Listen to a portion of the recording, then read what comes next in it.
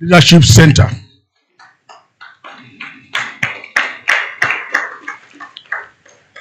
And because of the courses and the teachings we undertake in Abuja Leadership Center, he was able to gain tremendously from that. And by the time we were discussing, he said that who else has demonstrated good leadership in Nigeria? One of those that have demonstrated good leadership in Nigeria is our own ambassador, Lieutenant General T.Y. BURATAI, who has given to the society and is still giving to the society, and has the privilege to write this book we are going to present today. Ladies and gentlemen, we also want to bring to the fore that leadership in Nigeria, we should not just raise our hands in surrender, because everywhere, every forum every forum you attend, it is always leadership.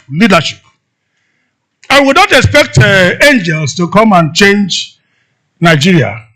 It is us that are here.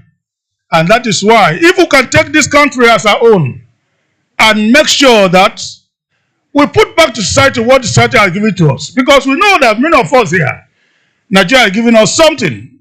And we don't need to run away with what Nigeria has given to us. Just as we see today, when people talk about Japa syndrome. One of the times when I was doing my work in the university, we discovered, and which we want to discourage, how can we train our children in this country, pay their school fees, feed them here? Immediately they drop their pain. They look for the next available keke napep and leave this country, and go to another country to contribute to the economy and to their leadership and to the growth of that country. And when they're about to die, they bring them here. Turning this side, this country and Africa to be burial ground. We want to stop that, so that when we train our children, we also provide opportunities for them to contribute to the development of this country. Why is it that we hear about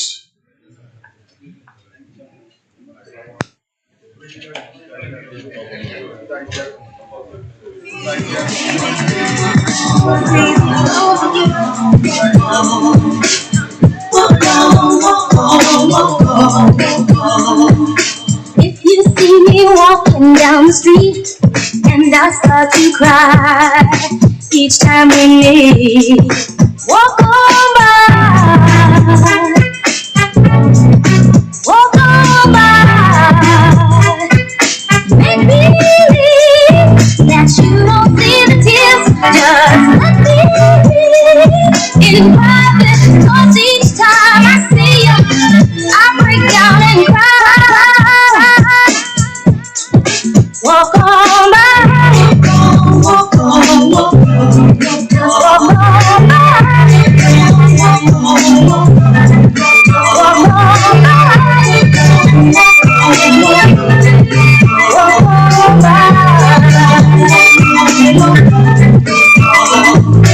I just can't get over losing you, and so if I see broken into, walk on by,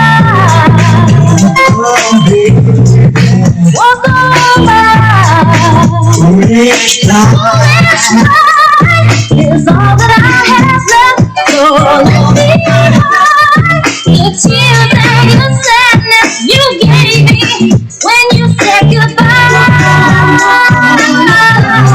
Walk on by, walk on, walk on, walk on by, walk on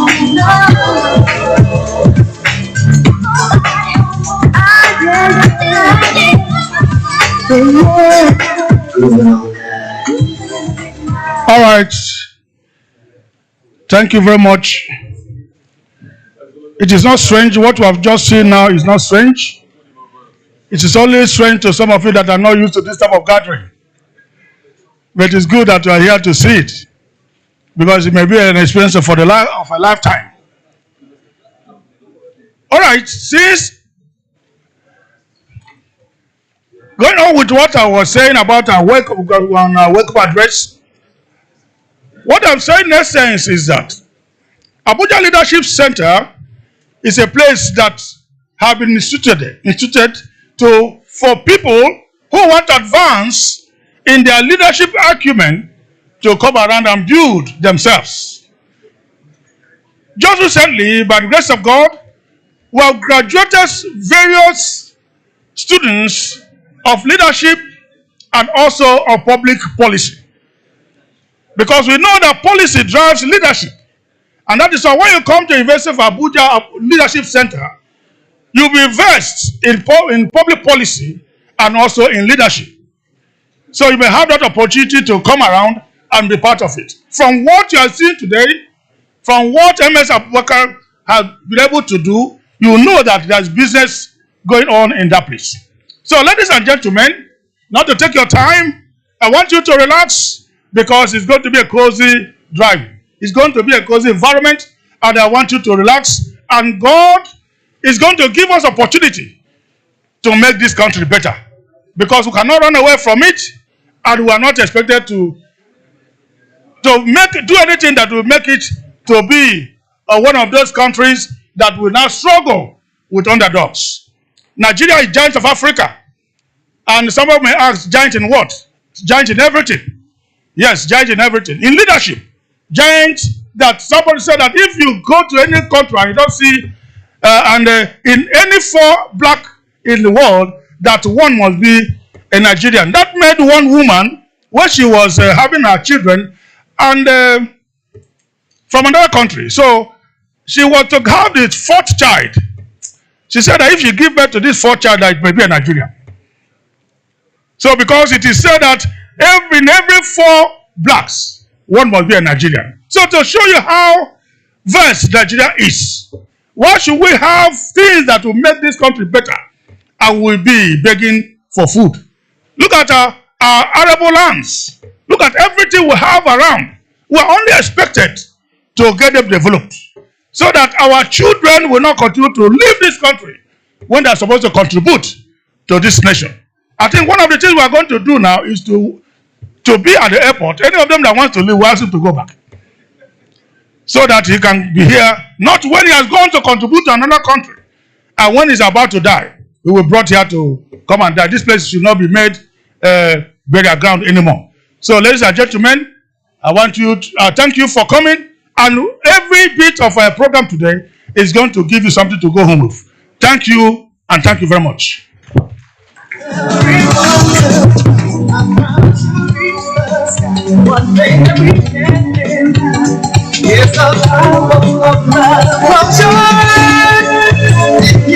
Ladies and gentlemen, another applause for that beautiful welcome address from the representative.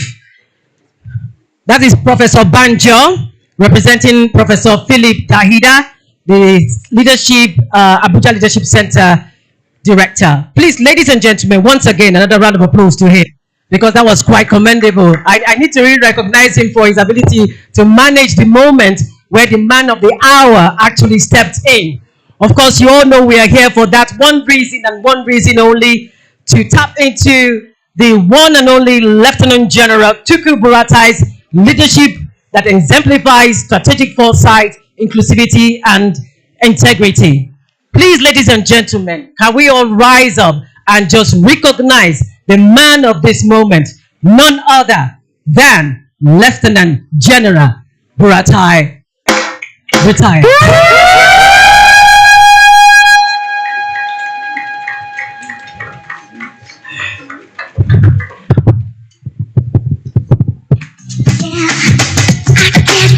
Teacher, who's to call me at all? I've seen the backwards drive, can't complain, 'cause I live in a school.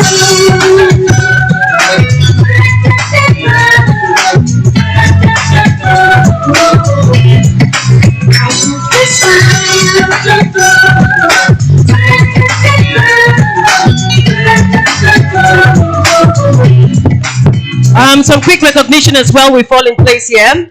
Please, if you have to make any recognition, kindly give it to Mr. Omoba Jerry, right, to that effect, and I would only receive such recognition from him. Just help me so that we can coordinate better and streamline this event.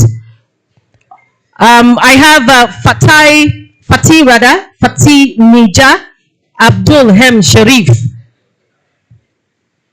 Miriam Muhammad Malika, and they are all renowned actors and musicians in our presence. Can we all give them a round of applause, please?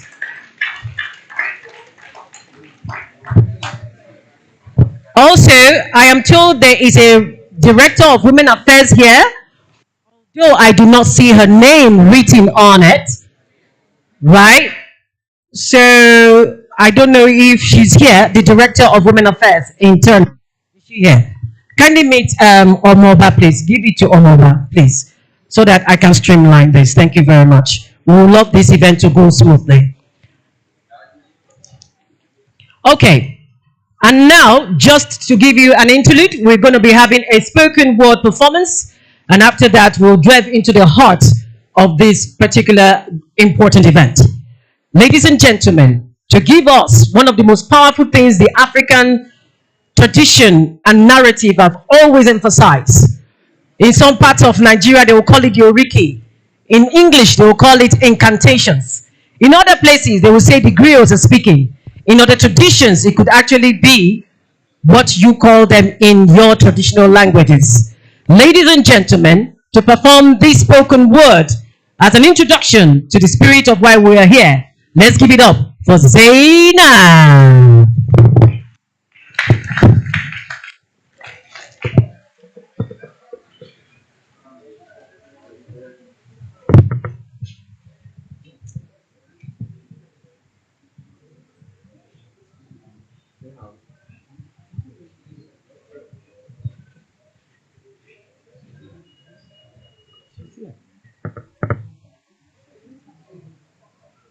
What you need is a love, a man to take over. Oh girl, don't look in the brother.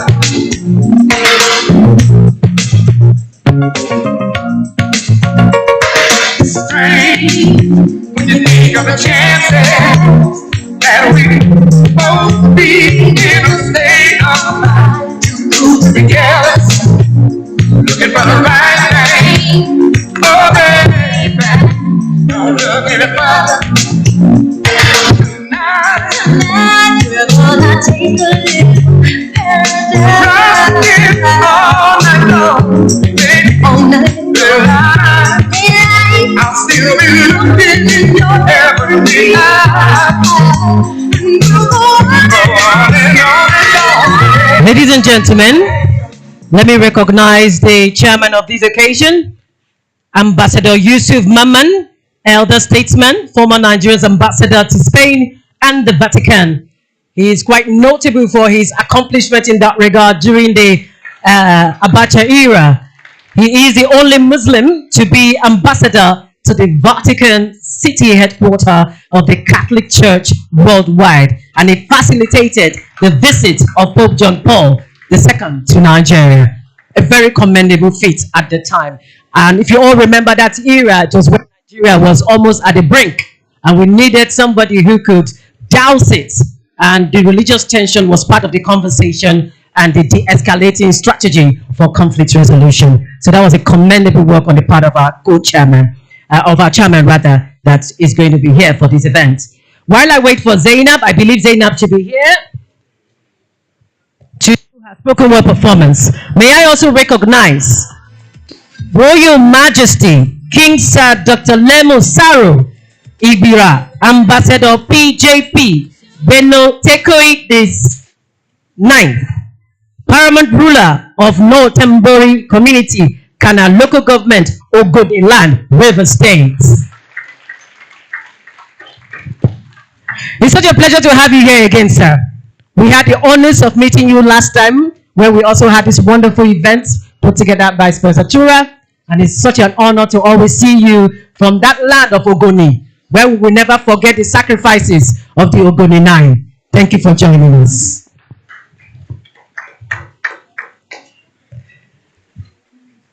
I want to believe Zainab is ready.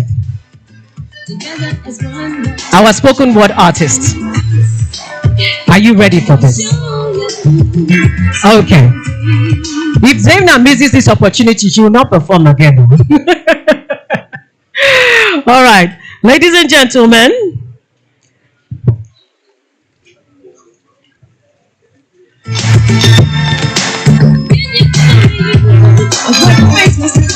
and now we shall quickly go to the opening remark under the circumstance where I find myself.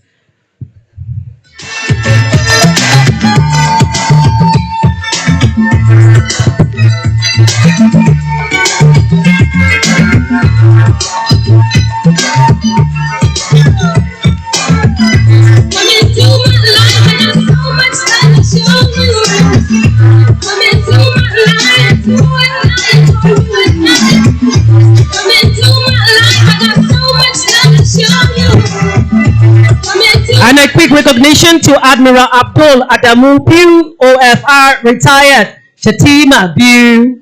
Can we have you, sir? Let's give you the honors. Welcome, sir.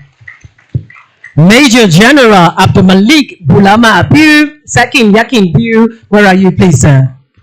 A pleasure to have you join us, sir. And now for a very important rendition of spoken word performance, I'm going to invite a significant woman. In fact, she is ably described as a military poet. Ladies and gentlemen, let us welcome Hassana Chiroma Magati, the military poet, for her spoken word performance. Wanna clap for her now, woman. Oh, she's representing. Oh.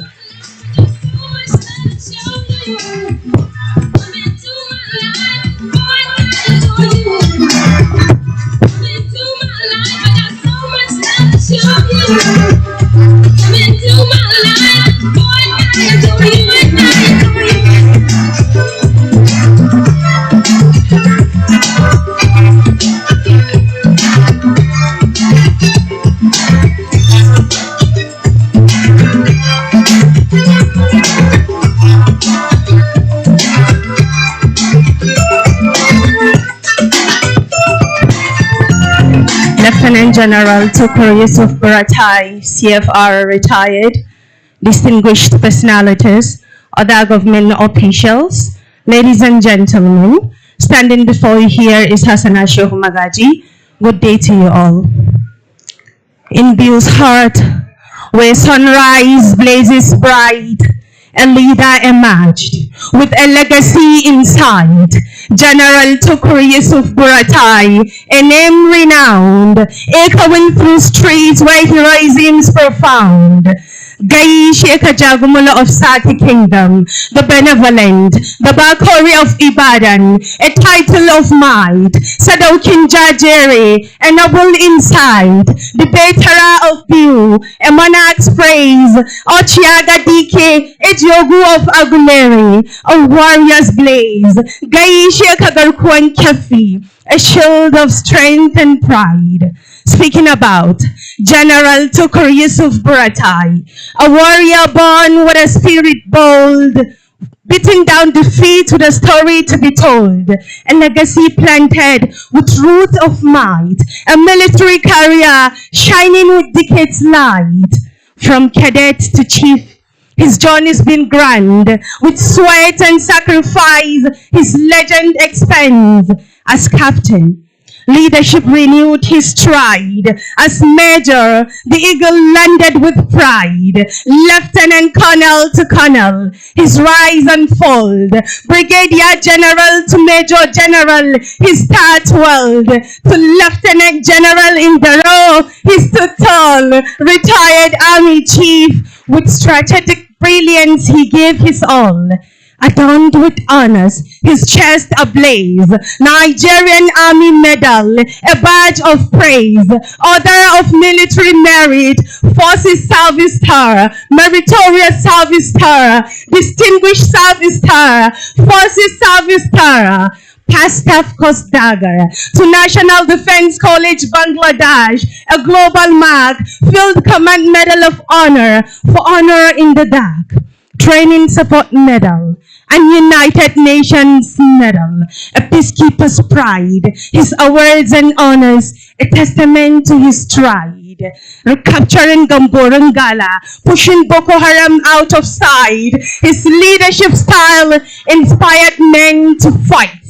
General TUKUR YUSUF BURATAI, namiji gida namiji dawa, ki gudu sa gudu, baka gudu ka bar abokin gaba, mai artabu da makiya, da sun ganka sun gana kiya, kai daya gayya, General Dodon Makiya, a paragon of virtue, who immortalizes ethics and tactics, promoting 6,199 soldiers, recognizing their bravery and might, establishing institutions to enhance knowledge, skill in the fight.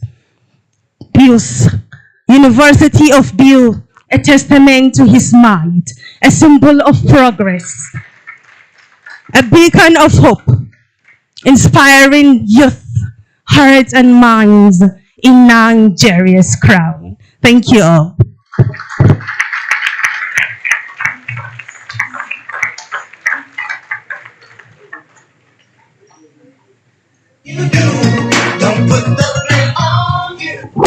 Does she deserve another round of applause?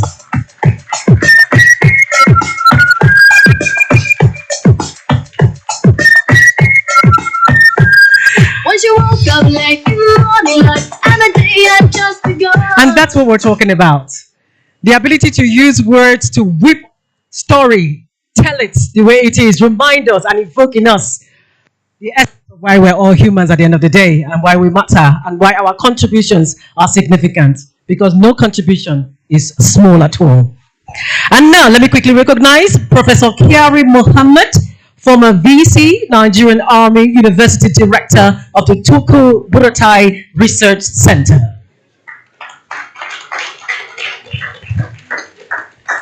And also the Director of Women Affairs, International Human Rights Protection Services, Evangelist Mrs. Mary Chijioke. Where are you, madam?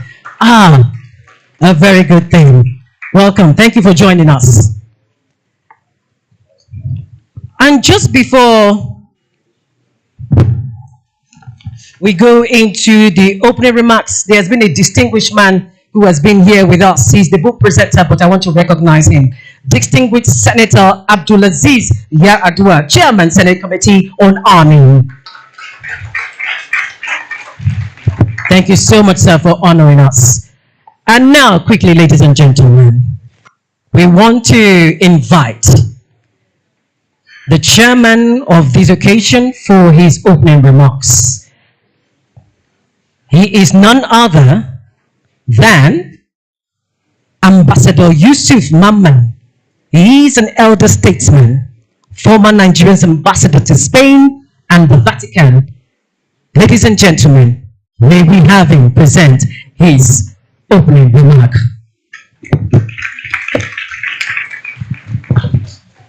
I'm helpless, there's nothing I can do. Julie, it must shot me with the saddle when I first saw your face. 'Cause I've been floating. The royal fathers, distinguished ladies and gentlemen, excellencies, my distinguished Senator Yaradua, representing Katsina Central, where I come from, and our able and amiable guest of honor, General TUKUR YUSUF BURATAI, former Chief of Army Staff of Nigeria. When I was given this invitation to chair this occasion, I did not hesitate, primarily because the book and the work are of a man who has done so much and yet has exhibited high measure of modesty and humility, both in public and private life. But above all, what attracted me most is the fact that it is supposed to be lessons for today's youth. I'm 71, so I'm fairly young. So, but I was opportune to serve at a very grade A diplomatic mission at a very difficult time. And I was only 36. So when they talk about youth, I believe in youth and youth mentoring. But above all, here we have a man who charted his own career from a cadet in the Nigerian Defense Academy, committed to the protection, defense, and territorial integrity of Nigeria. And what happened? By providence, God made him to be the chief of army staff of the Nigerian army. We are here to celebrate him because he is what we can call a soldier scholar. He came at a very challenging and very difficult time in our national history, when we had the challenge and the difficulty of containment of Boko Haram, the existential threat of Nigeria's sovereignty and territorial integrity. That singular movement was the biggest since 1970 after the Civil War. So the emerging threats, the Boko Haram and asymmetric warfare generally, brought about changes both in doctrine and innovations in the military. And the man who primarily drove these processes is no other than the man we are celebrating today. It was a very profound, deep changes that altered the entire structure, concept, doctrine and warfare of the Nigerian military. That is the man, Lieutenant General YUSUF BURATAI. But people who talk often are not much of doers, because as Gandhi said, there are two categories of people. There are those who work and there are those who take credit. And it's better for you to join those who take credit. I mean, conflict often is more with people who seek to take credit. He never sought to take credit, but his works were very evident and very clear. And this framework, a master plan for the modernization of the Nigerian army, is still what we are following. In that regard, he invested so much energy not only in technology and innovation, but in troop welfare. We are celebrating him because the Nigerian youth are today all over, profoundly contributing in the fintech, technology, media, and creative space which technology now has provided. We need to support them and to give them the enabling environment so that it can be translated and be harnessed fully. We have all the ingredients to make this country great. But our greatness relies on the resilience, creativity, and scholarship which our youth will be providing for this country.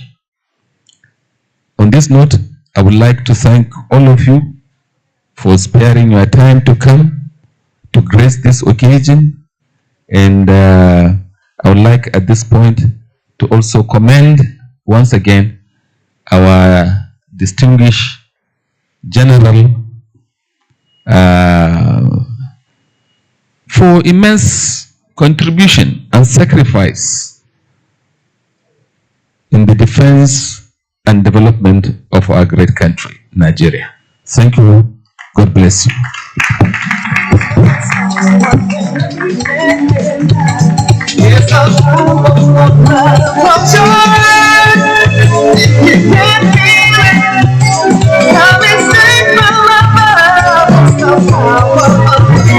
Ladies and gentlemen, can we give another resounding applause to our chairman of this occasion for that beautiful opening remark? I mean, when we talk about creativity, we're talking about the rights of our children to a better life, the right of our children to be able to express themselves. Today we talk of AI. AI is a form of creativity, whether we like it or not. And how many of us are prepared for what AI is going to do? And that's why when we talk about books like this, it's important we understand that technology and books will go together, whether we like it or not. We of this era, we have faded though. This generation of children, they're a different being altogether. The way they're going to interact with life will depend a lot on their creativity. I mean, when you look around from Silicon Valley to India, India just made an announcement today that they want to be the #1 literary place where all things literary is at the peak. Yet, in Nigeria, the book publishing industry has gone completely comatose. There is not a single publishing paper mill in Nigeria that is standing today. Everything we have is imported from outside this country. Publishers find it difficult to survive. Future-proofing for tomorrow is very difficult. And the only reason why it's dying, if we compare it with India, a place that I have been to, because I wanted to understand how they do what they do. There's a place called Gurgaon in India. It is like the Silicon Valley in the US. If you go there, what you will see will blow your mind. Amazon, Google, name it, all of them, Facebook, they are there. Tall skyscrapers, be as far as the eyes can see. And then they have a very specific village that is designed for literature and performing arts. It's a huge village. Our theater in Lagos is joking. All the theaters we put together in Nigeria is joking. In India, they speak 22 languages as their official legal franco. And they publish in all of these languages. English is not the only language that matters. Our African languages too matters. The question is, are we even elevating our languages? Because when we're talking about creative writing, we're also talking about what? We're also talking about who we are as a people. And that's why this conversation is a very important one. Because at the end of the day, when we talk about reading and spearheading the culture, people must move into the creative economy. I got to know about the creative economy as far back as when I worked with the British Council. I was recognized for my work. I got an international award by the British Council. They took me to the creative economy in the UK. I was interviewed by the BBC London. And then one of the things that surprised me the most was how they have, I mean, if you know the Art Council, the British Art Council. It's not an art council by name. It's an art council that actually works. It funds, it supports literary work, from spoken word, like we've seen, to other performances that we all know about. And that's why it's important that we have this. And now, for the reason why we are here, we all know that Nigeria is great when we have the likes of the man who is about to speak to this occasion. Ladies and gentlemen, an exceptional academia, one who is known internationally for his exploits in this space, not to mention in his military life and all that is regarded in this area of strategic positioning. Let us welcome our author for the day. Ladies and gentlemen, give him a round of applause, Dr. M.S. Abubakar.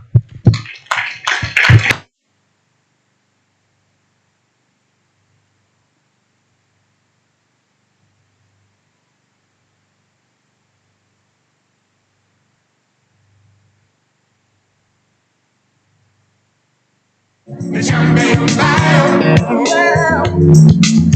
Don't look any further. Count on a while of change.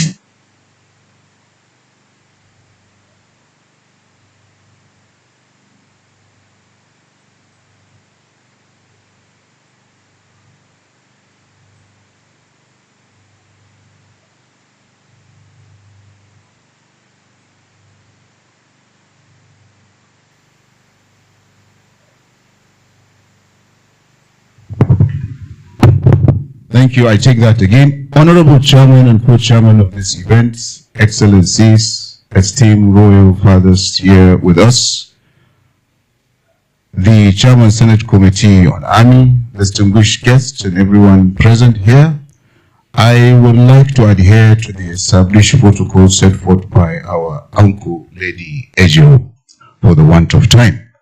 A warm good morning to each of you. My task today is to explain why this book was written. Before I proceed, I would like to express my sincere gratitude to our royal fathers from LMA and the Doma Chiefdom for honoring us with their presence at this very occasion. So we're grateful. I would also like to thank Senator Abdulaziz Eradua, the chairman of the Senate Committee on Army, for agreeing to personally come and do us the honor of presenting the book to the Nigerian public. Additionally, my appreciation goes to His Excellency Ambassador YUSUF and Lieutenant General Lamidi Adeoshu, retired, for agreeing to chair this event and make it special. Maximum respect, sirs. I wrote this book for two reasons. First, as a doctoral candidate of the Abuja Leadership Center, University of Abuja, I am required to conduct a leadership clinic for students in my home state in order to graduate. This requirement led me to Yola, where I organized a one-day leadership clinic for 150 students at Concordia College, Kariwa. Approximately 13 schools participated and 5 resource persons supported me in conducting the clinic. We covered topics such as patriotism, leadership principles, the power of perseverance, handling rejection and failure, the power of team building, diligence, and most importantly, excellence. This book encapsulates what we taught the students during the clinic. For logistic and transportational constraints, we would have loved to move some of the participants of that leadership clinic to this very occasion here, but we only have Madam Noura, who came all the way from Adamawa to represent them. Can you just stand up for recognition?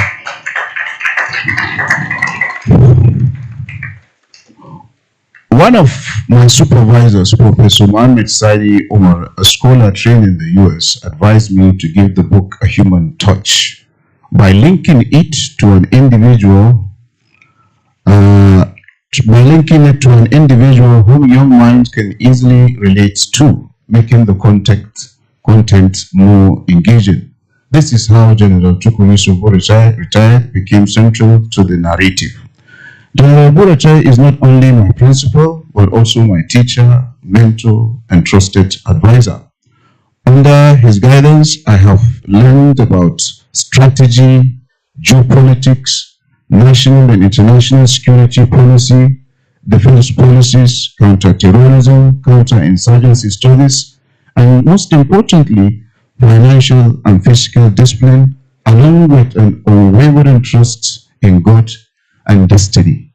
I want to say General BURATAI is one individual who on a personal level has always told me, said, Abu Bakr, I hope you are saving. Try to save whatever you get, whatever you earn. Try to save. When somebody talks to you like that, it's deep. It's more like a father talking to his son. So everybody will tell you, learn to save. So these are some of the principles that I learned from him that are not even encapsulated in the book. They're not even in the book. Principles of perseverance, saving, humility, leave everything to God, allow everything to be as it should be, but do your best. And then at the end, allow God to decide. Always have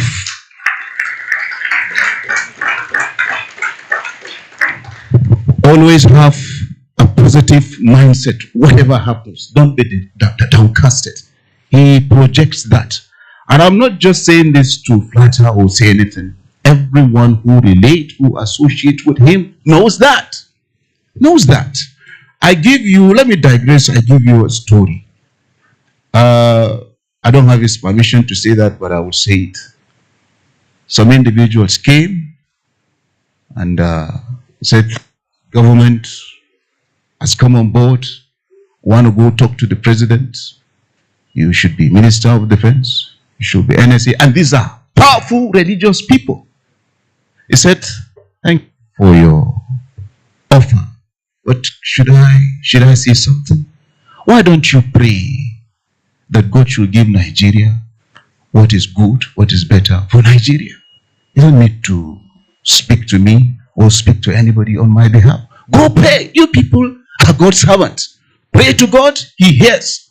If God answers, which I believe He will answer, He will give what is best for Nigeria. But to go say you want to speak on my behalf, I thank you. To me, that is lesson. So, as we associate with serving, we watch, we observe. You see the family that he has. The pilot just came here, everybody saw him. And you see another one is a petrochemical engineer. You see another one is a biochemist. Another one is an artist. Nobody is redundant. Nobody is causing havoc to Nigeria. So you take a look at someone who you are trying to emulate. You see the family structure. You see his personal life. It's not about money. It's not about political office. Someone should be able to exemplify the kind of life that you will say, yes, one day I want to be like that. And I think he exemplified that. One thing I can assure you about him is that he will challenge you to work hard and push you to accomplish what may seem impossible, all the while providing the necessary tools and resources to help you succeed. General Victor Ezebu retired is there, and people like General Thomas and even General Bulama can testify to that. He knows how, as a historian, you push him to go and start the Ezebu MRAP. At the end, he ended up delivering it. So that's just General BURATAI for you. He give you task that you think is impossible, but provide the resources, the guidance, and whatever. And at the end, you will find a job. You see you have delivered it. You have achieved that very objective. On this note, I want to say a big thank you to His Excellency Ambassador T.Y. BURATAI for the trust, the mentorship, and all the support. Nigeria will forever remain indebted to your leadership as course and gallantry and transformative leadership that has led to the defeat of Boko Haram in 2016 or thereabout. Let me equally say this. How many of you know that the Nigerian army defeated Boko Haram in 2016 or 17, thereabout. I cannot really be correct with the date. But it is clear that the Nigerian army at the time defeated Abubakar Shekau. And Shekau, noticing that he has lost the game, did what? Ran and met Abu al-Baghdadi. He said, the Nigerian army are finished with us. We want international support. Abu al-Baghdadi said, all right, we are watching the news. The new army leadership is really giving you serious beating. So what do you want? We want you to support us so that we can engage them in this holy war.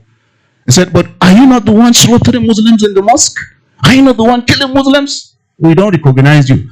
Where is the son of Muhammad Yusuf? I say, this is Abu Musa al-Barnawi. He said, we will recognize Abu Musa al-Barnawi and we will give you the support. That was how his work came into being, and then we start to see season 2 of the Boko Haram were escaping.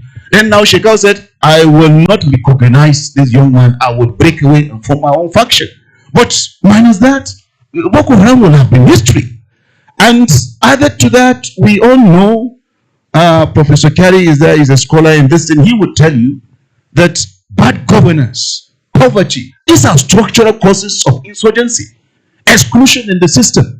Guns and bullets cannot solve that. Guns and bullets cannot solve that.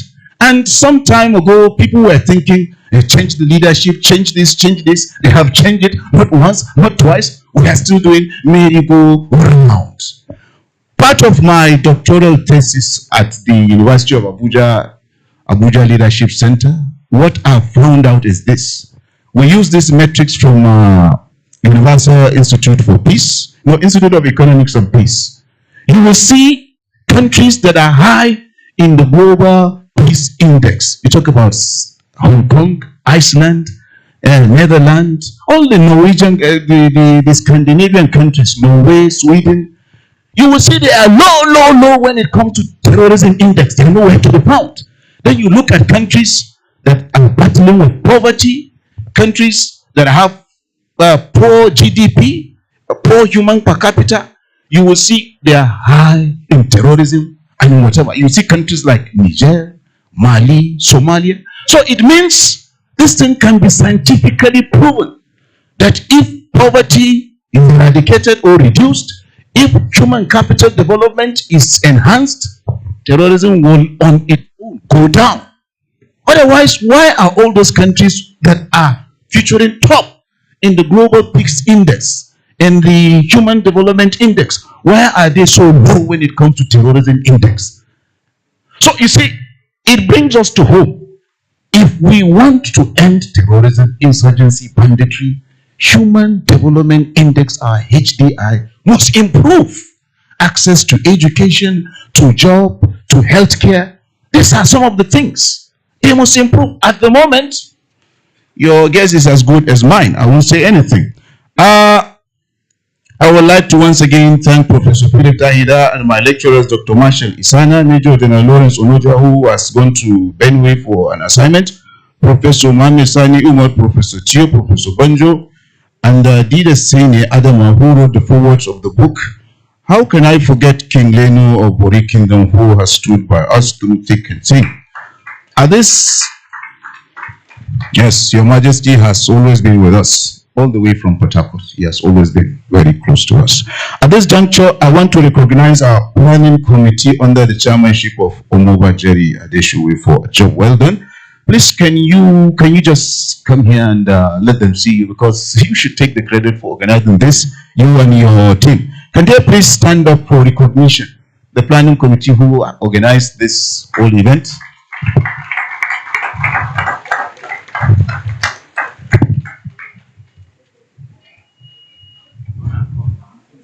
Yeah. I beg, let's be quick about that.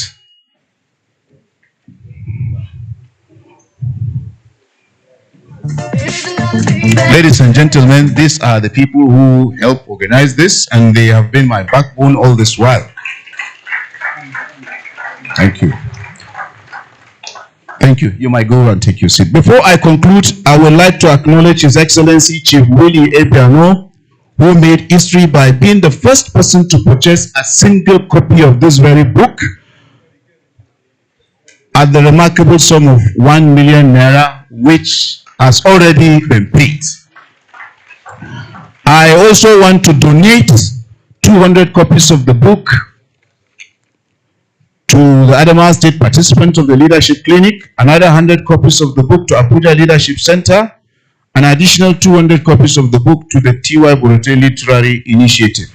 On a final note, the 1 million naira that His Excellency Willie Obiano donated, I am donating it to Abuja Leadership Center, where I have been trained, been nurtured, where my capacity has been enhanced. I'm donating the 1 million naira to the center. On this note, ladies and gentlemen, I thank you for your attention.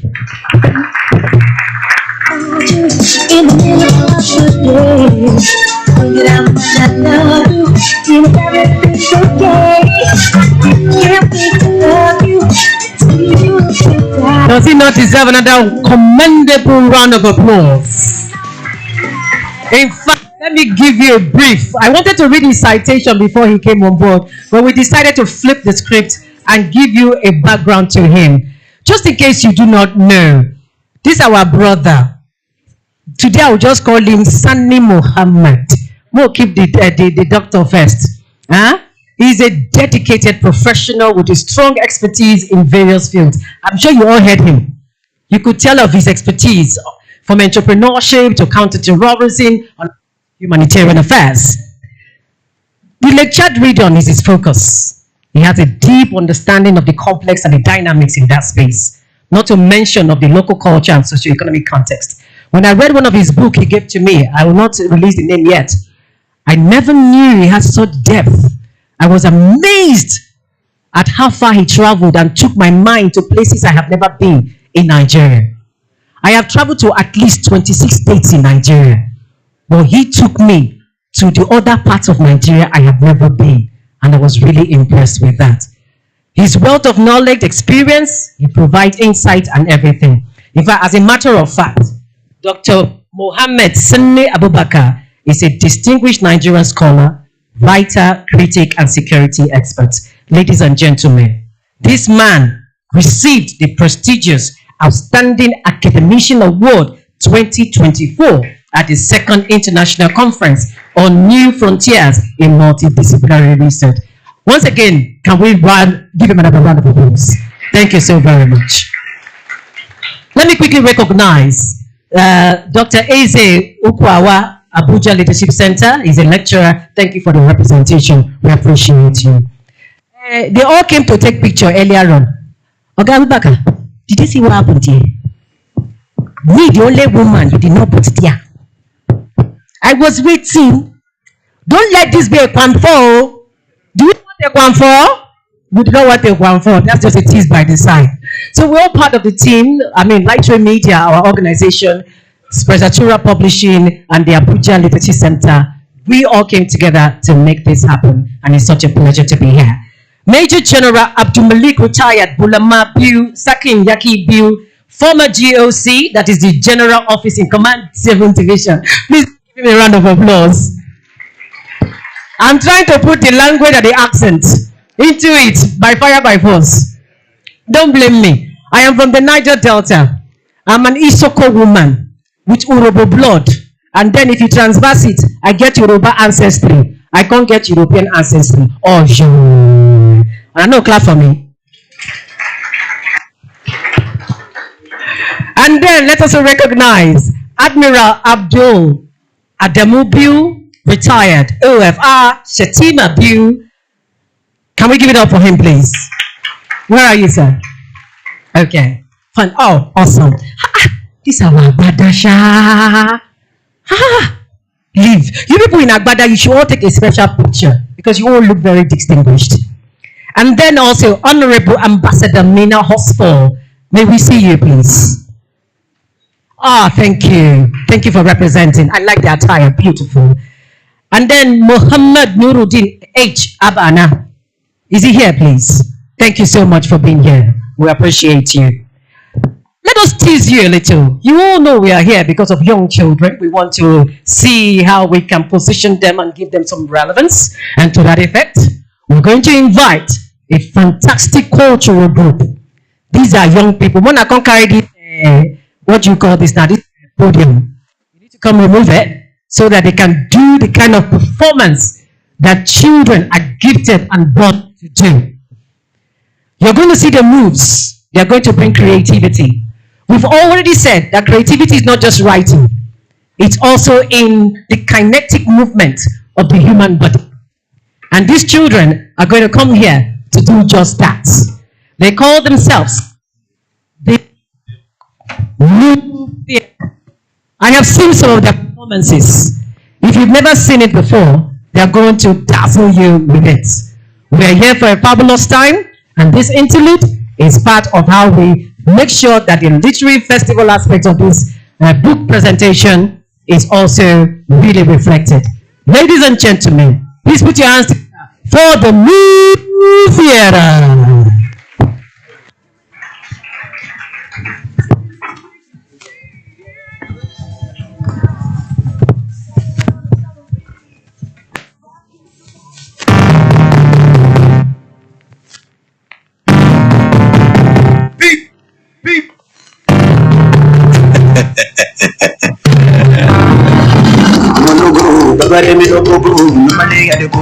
Money for my banco, no go so. You for Peter the Susu, try me make a sample. When me batu, animal washing a chu. 17 at the dagbo, at the crackle, every day this mama that is sharp.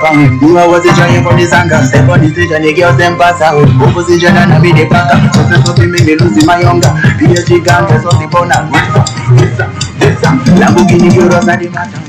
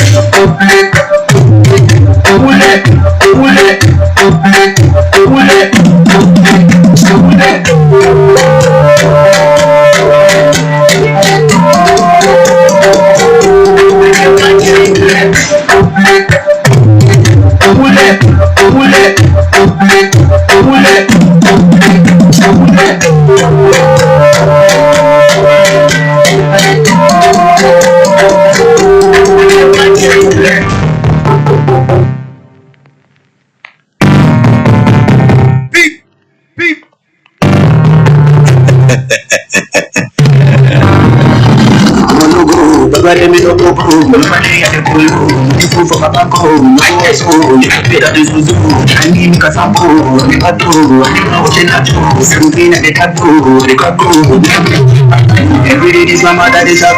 You was trying for the sanga. But the thing and the girls them pass out. Opposition and I be the power. I thought they made me lose my uncle. PSG gang, something for that.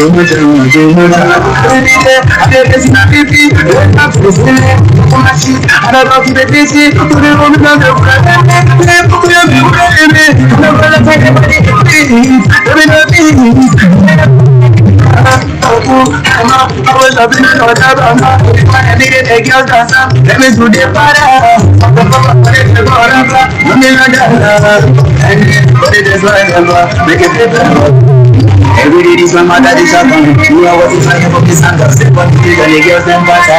Opposition and I need it. They look to my feet. You will become the fucking baller. You're not a good much. I did not have. I did much. I did much. I did much. I did much. I did much. I did much. I did much. I did much. I did much. I did much. I did much.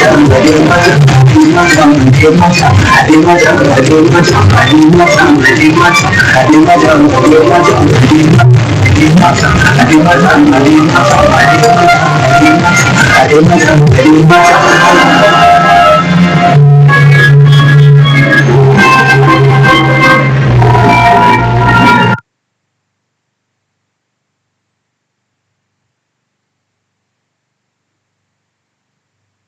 That was a very energetic performance. Once again, give it up for the Mood Theater. How many of us can still dance like that? Me, I like to jog, right? I jog on a regular basis. That's my thing. I've been jogging since I was 12. My first marathon was when I was 12. I ran that marathon. By the time I was done with it, you know what happened to my leg? At the age where they're dancing and feeling so funky and good, I sprinkled my ankle. So I'm actually saying the story already. So when I ran, I was at I think I was just 30 meters. Right? Yes, about 30 meters from the finish line. Or was it up to that? Quite a short distance. Or was it 10 meters from the finish line? And before I knew what was happening, my leg, my ankle just gave in. And I collapsed on the floor. I was just 12 years old at the time. 11 going to 12 years old. So when you see children like this doing so energetically, by the time I was crying, because my English that time was too Igbo-ish, I was saying, oh, my uncle. And everybody kept saying, she's crying for her uncle. I'm like, no, I said uncle, no uncle. What has uncle got to do with this here? So please, ladies and gentlemen, once again for them, this is brilliant. Good job. And now, there is a missing car key. I don't know whose car key that is, but it's missing. Please, if you know you're the owner or you think your key may be missing, please reach out to Omoba. Reach out to Omoba and he will help you in that direction. Or any of our team will go to the desk outside and you'll be just show evidence that this is your car key that's missing and you're going to get it back. I also want to quickly let us know that we are progressing very strongly. Some distinguished gentlemen has come in here. I wanted to quickly recognize them, but I think I may get back to that. So I am going to invite our book reviewer, none other than Dr. A.K. Peters. He is the editorial board chair, our Nigerian news magazine. Please give it up for him. And remember, it's a follow-up to the wonderful presentation by Dr. M.S. Abubakar Otto. I give you Dr. A.K. Peters.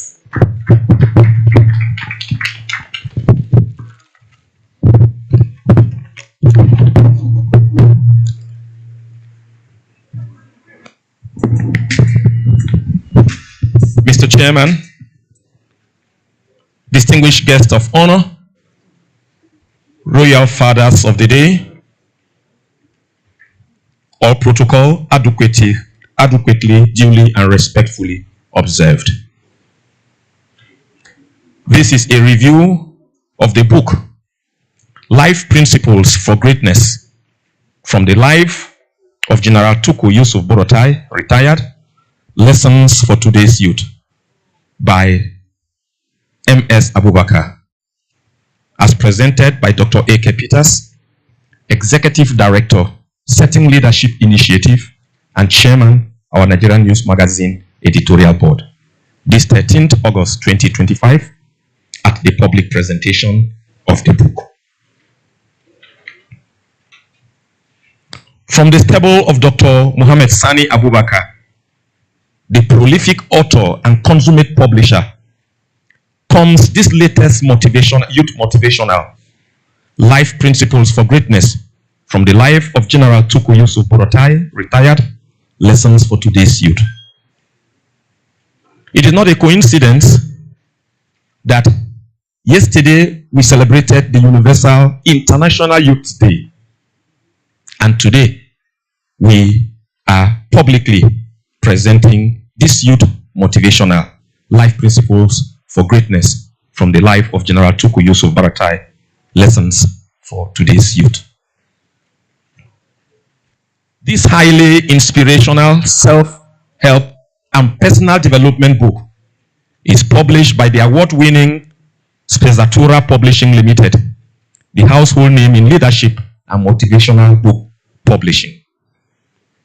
Dedicated to the author's two sons, Abdul Razak and Baruch, with the expectation that the lessons and insights of this book will motivate them to dream boldly, work persistently, and cultivate a deep sense of purpose in life. Adam Adit Manedali Sene, the Senegalese friend of the author, who penciled down the foreword to this book, described the subject matter, our distinguished guest of honor today, whose life principles are the lessons of this book, as an extraordinary African military officer with impressive leadership qualities and achievements.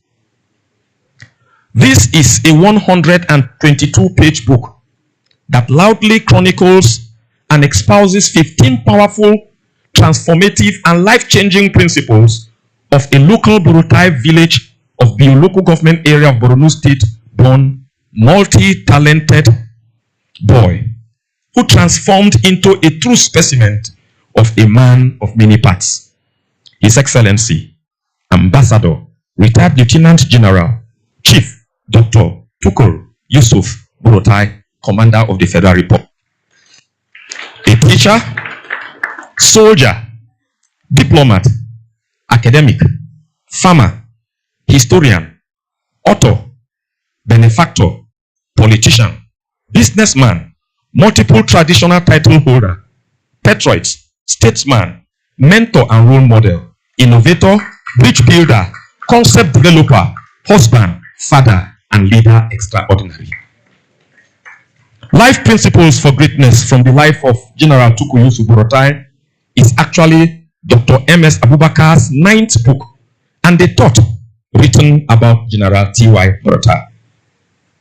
The book comprises of 15 chapters, each clearly outlining, elucidating, and espousing one greatness principle of this highly cerebral General T.Y. Buratai, and instructing, counseling, and drawing the attention of the reader to imbibe this principle. Chapter 1 underscores the importance of discipline as a cornerstone of success, emphasizing that discipline shaped General Buratai's decisions, guided his actions, and inspires his admirers. The author opined that General Buratai didn't just follow orders, but internalized the lessons behind the orders, because choices have consequences and individuals need to take ownership of their actions. Chapter 2 admonishes the reader to embrace hard work as the unsung hero of every success. General Buratai understood hard work as key and embraced it as a principle, and this stood him out from the crowd, as success isn't just handed out like a candy, but earned through grit and determination.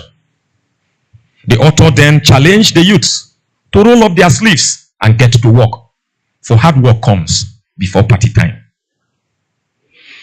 Chapter 3 espouses BURATAI's leadership acumen that transforms ordinary folks into extra teams. He listed having a listening ear and an eagle eye, having a calm demeanor, thinking strategically, having an incredible knack for connecting with his team, his transparency, decisiveness, adaptability, love for knowledge, selflessness, and a sense of responsibility for those he leads are some good qualities of General T.Y. BURATAI. Chapter 4 proves that learning from failure is a principle of greatness indeed, because failure is not the opposite of success, but a crucial aspect of success. Since we all stumble and fall from time to time, it is how you get up and what you learn along the way that truly matter. Chapter 5 teaches the lessons of teamwork as a principle of greatness. T.Y. BURATAI identified this very early in life. It listed trust, communication, and collaboration as pillars of teamwork that BURATAI cherishes so much and that has uplifted him so high.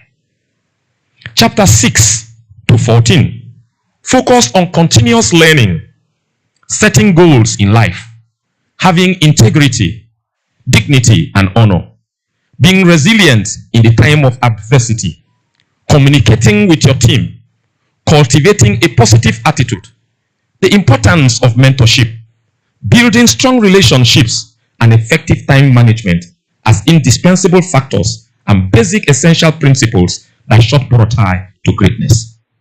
Thus, these 9 chapters urge the reader not to turn a blind eye to these great principles.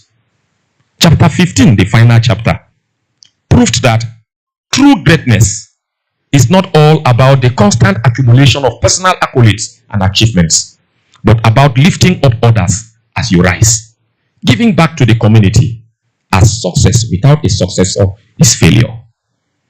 Mr. Chairman, very distinguished ladies and gentlemen, the last such very stupendously motivating and inspiring book I read was The Richest Man in Babylon, written in 1926 by George S.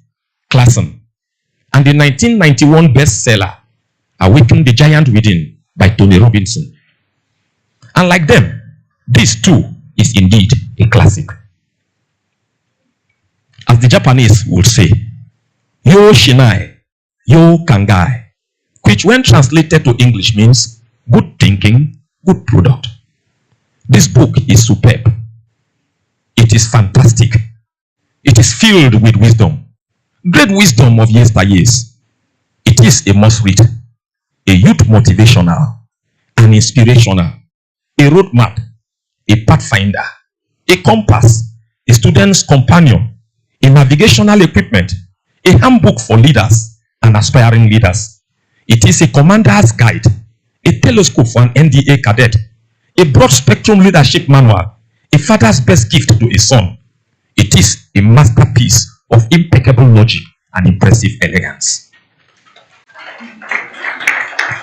I highly recommend this book to the Nigerian youth, leaders and politicians, diplomats, teachers, bureaucrats, statecraft operators, captains of industry, soldiers, and leadership coaches. I recommend it to all public and private libraries, libraries of institutions of higher learning. I recommend it to leadership centers like the Abuja Leadership Center and Certain Leadership Initiative. I recommend it to the NYSC, all secondary schools. In fact, I recommend it to all and sundry. Please, kindly note that this is just a public presentation of a book and not a book launch. This book is not for sale. It is to be given free of charge. This is the author's way of giving back to the society.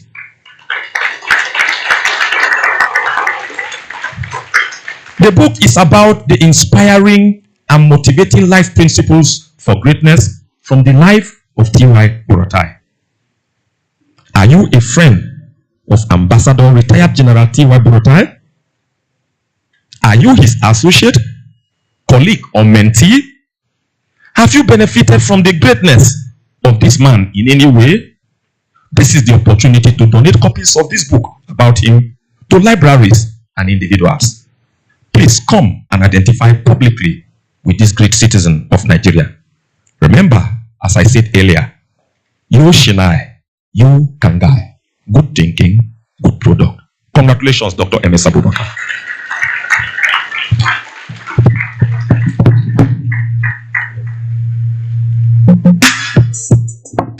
An excellent book review, isn't it? Ladies and gentlemen, once again, a wonderful round of applause for our able book reviewer. See the way the man was scattering English up and down. I had to pick up a dictionary. How many of you were using Google to find out which words? And I like that expression in Chinese tradition, a Chinese thinking, and you can see that permeating the entire Chinese way of doing things, from diplomacy to taking over the American industry, whether we like it or not. That's what exactly happened. They did it. What were they doing? They first got what was right. They had good thinking. They were visionaries. And then they gave the world a product that even Nigeria could not resist, let alone America.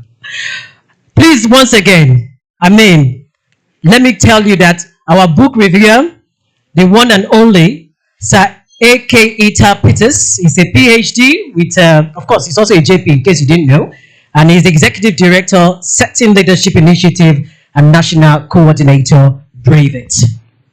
I want to quickly recognize Dr. Mikalu Ibrahim, Education Advisor at CDO, British High Commission, and Dr. Hawa Sandra and family. Ladies and gentlemen, are you here? May we recognize you? Oh, I will see you. Oh, this is exemplary. You've got some kids with you as well. You brought them along. Now go there. So say, did I get that right? Yo, wow. All right, that was good. This is what we're talking about. A parent knows about an event that is related to literature and all things literary. And what did you do? He said, children, this is hot, but today is a good day to do what? Spend your time. And that's what would have expected to have many people do here. Bring all the teenagers around in your community and they would have enjoyed this session. Remember, when people kickstart this conversation, former governor of Imo State, His Excellency Willie Obiano, if you remember, sorry Anambra, that was his clip. If you remember, he actually kickstarted the tone for appreciation of literature. When we can donate to political parties and political machinery, which is commendable because we need it for governance, we need it for driving every other aspect of our lives. There's nothing as good as when the budget for education reflects that education matters as well. And today, that has been kickstarted with a 1 million naira donation from His Excellency Willie Obiano. Please let's give him a round of applause for setting that tone. We believe that all of you here will also do as much to support this book drive initiative. It's a book presentation. I want to also recognize another. Okay, I see Master Joshua Chijoke, Special Envoy, West Africa International Human Rights Protection Services. Can we give it up for him too? Oh, Master, no wonder you're Master, because I was looking at that when I first saw Master, I said, I got to know what's going on here. But it's good, we finally got you. And also, His Royal Highness, I beg your pardon, Eminent Sir Dr. Emperor J.D. Umpe II J.P. Paramount Ruler, Alesa Eleme River State. Can we give it up for him? Your Excellency, sir. You represent. I would have said, sir, can you give us the honors and standing again? Because this is beautiful, sir. This is regal. Thank you for honoring us, sir. Thank you, sir. I appreciate. And you know what? My name, Umukoro. I will tell you a story, sir. When I was in Port Harcourt, because Port Harcourt was my crucible, it was this place where I started what is called the creative economy. How many of you know Timida Kulu? How many of you know Mark Angel Comedy? How many of you know Larry, who was the producer, the earliest producer of Burna Boy? You all know their names, Abi? What if I tell you the story that nobody knows? that I'm the woman who discovered every single one of them and I sponsored them to the places where they are today. Would you believe it? His Royal Majesty reminded me of it because it was in River State. I am from Delta, but in River State where I started my creative development, that was the state that allowed me to discover all these young boys. Timmy was from River State. Mark Angel Comedy was from River State. Lyric, producer for Burna Boy, is from River State. I started what was called the GE Factor, Star Search, and that was how we discovered them. In fact, over 3,000 persons we have mentored into writing, journalism, and things like that as well till date. So thank you for that memory, sir. I still bear my name, my adopted river's name, Rumokoro. A street was named after me, Rumokoro, so I still hold on to that name, sir. So thank you very much. And now, ladies and gentlemen, let me also quickly recognize a very important friend of ours in the midst and a special guest. None other than His Royal, our guest speaker, Dr. Lloyd F. Uku, Group Managing Partner at International Law Group, Chartered, Washington, D.C., President, NADECO, USA Chapter.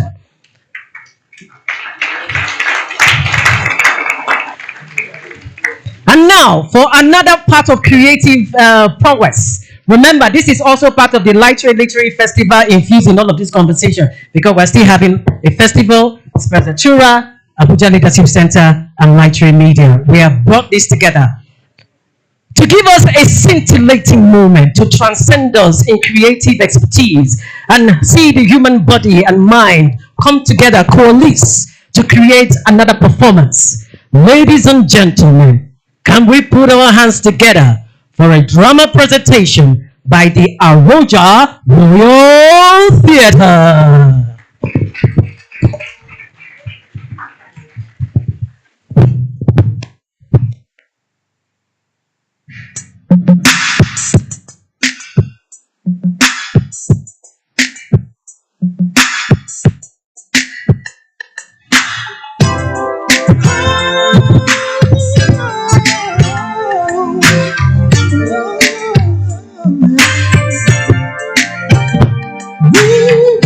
Just begun. The romance is not over. Got a lot of love.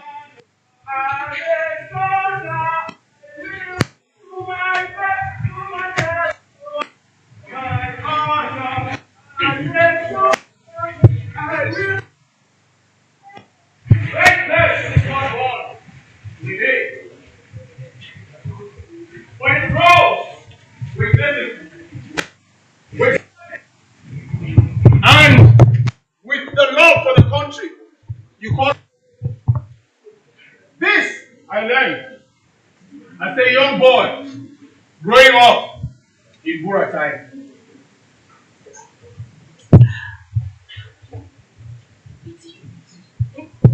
You walk up fast, wait for me.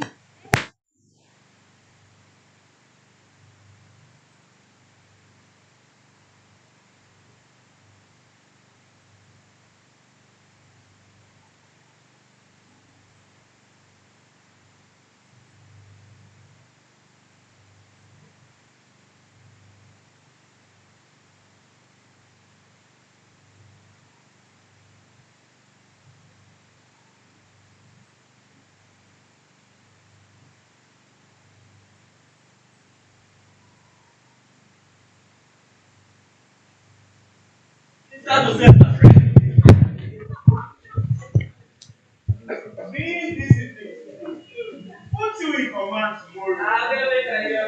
Take we talk through, pa. Discipline not a full. I had little. Sometimes no shoes. Sometimes no lunch. And some other times no sleep.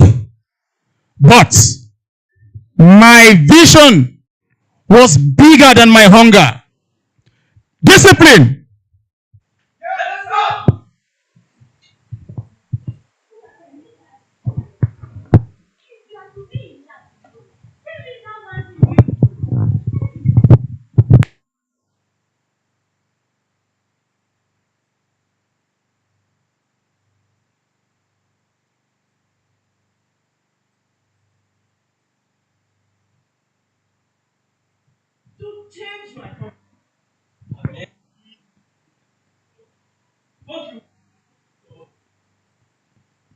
Patriotism is loving your country enough to serve it. Loving your country enough to serve it. This is what every man should have at the back of their mind. Even if the country is broken, serve it.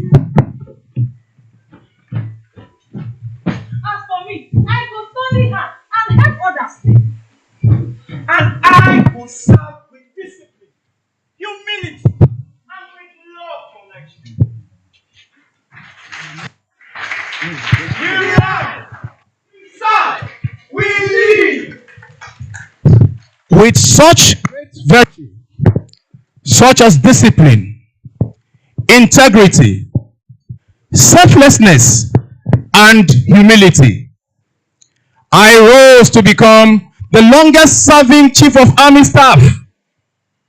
You too can do it. The general within is waiting. Wake him or her up now. We rise, we serve, we lead.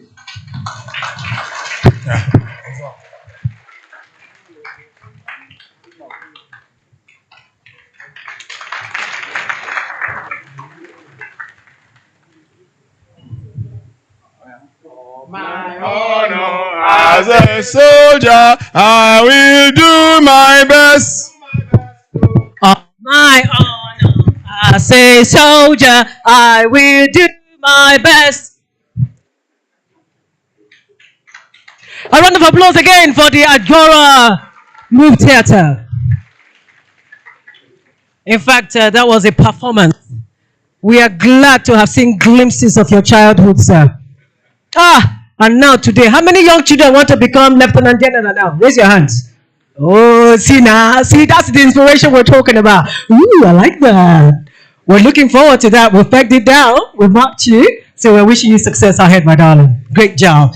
If we've even accomplished that alone here, just having you, my darling, becoming our next general. Please put a clap for that young man. He's already seen his vision. I love that. And now, ladies and gentlemen, I love that we're closing on as we should, and it's time for us to get to another part of the conversation. It's going to be a mini lecture, very short one, but it's coming in from our great special guest speaker. Ladies and gentlemen, to present the guest lecture is Dr. Lloyd F. Uku. He is the group managing partner at International Law Group, Chartered Washington, D.C., and President NADECO USA Chapter. Ladies and gentlemen, I give you Dr. Lloyd Okun.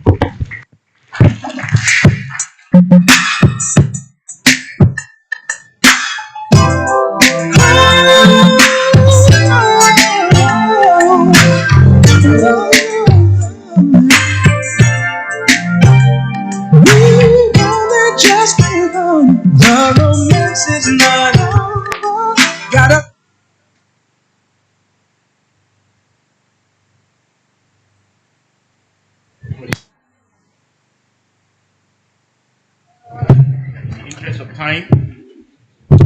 in the interest of time, please allow me to rely on the established protocol. Thank you. I extend my very profound and warmest greetings from Washington, D.C., USA. I have been asked to speak on the topic below, which reads, Statesmanship in Turbulent Times, Strategies for National Stability and Growth. This topic can be summarized in one phrase: leadership in national building. And I have broken it into three small parts. The first part is, of course, statesmanship. The second is the strategies for national stability. And the third part is challenges to stability. Turbulence is a global phenomenon. It's not limited to Nigeria alone. All over the world, the US, Russia, the Middle East, and many other regions are facing similar challenges. However, what is in short supply is statesmanship. The type of responsive leadership that addresses the needs, aspirations, and yearnings of the people. Statesmanship, simply put, involves making difficult decisions that benefit the nation even when those decisions are unpopular. It requires prioritizing the national interest above personal or sectional interests. Understanding statesmanship necessitates a deep comprehension of the nation's complexities, challenges, and opportunities. It demands leaders who can listen and discern, who can understand the needs and concerns and aspirations of citizens. This is what I refer to as responsive leadership, where the leader responds to the needs of the people in governance. The leader must listen and discern, understand the needs, concerns, and aspirations of the citizens. The leader must inform and educate, provide a clear vision and direction. Leaders should effectively communicate their short and long-term plans to the public in transparent manner. And that is why, for example, in the US, you have daily press conferences held by various institutions such as the White House, the Pentagon, Department of State, and the US Congress. These briefings aim to inform and educate the people as to what the government is doing or is about to do or has in fact done.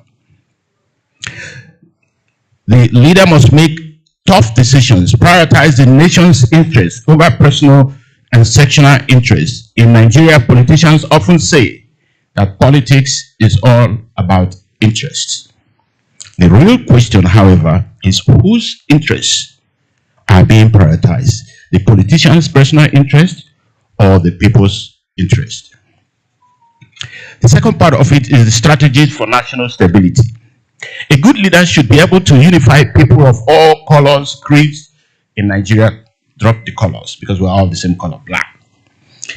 Creeds and ethnic backgrounds under one umbrella, which I refer to as the Rainbow Coalition. To achieve national stability, Nigerian needs leaders who can implement the following strategies: inclusive governance, ensure all segments of society participate in decision making; strong institutions, establish independent, transparent, and accountable institutions. I will elaborate on this in a moment. Economic opportunity, create jobs, invest in infrastructure, promote economic growth. And then social equity, address inequality, promote social justice, and protect human rights. And then the third branch of it is challenges to stability. Nigeria faces several challenges to stability, including number one, corruption, weak institutions, and a lack of transparency and accountability. Again, I will revisit this. Societal divisions, ethnic, religious, and socio-economic tensions. Nigeria is not the only country facing these issues. Many multi-religious and multi-ethnic nations have learned to coexist peacefully. Let us learn from them and move forward. There are external factors that affect leadership: regional conflicts, economic crisis, and interference from other countries. The widespread competition and geopolitics mean that even friendly nations, for example, Israel and the US, UK and US, can engage in espionage and competition against each other. This is simply how the world operates. So we have to understand that the geopolitics will play a major role in how leaders can govern. The path forward. To overcome these challenges, Nigeria needs leaders who can foster dialogue, encourage constructive conversations, and seek common ground, build resilience, anticipate potential threats, and develop contingency plans, promote national unity, that is to address historical grievances, and work towards reconciliation. Now, let's discuss the indispensable role of institutions in governance. Democracy is often hailed as the best system of government. However, it is not perfect. It is the easiest to dismantle. It's considered to be the best, but the easiest to dismantle. Democracy must be founded on strong and sustainable institutions in order for it to endure. Institutions serve as foundational pillars that uphold a democracy. There are two types of institutions. I'm going to just run through them very quickly.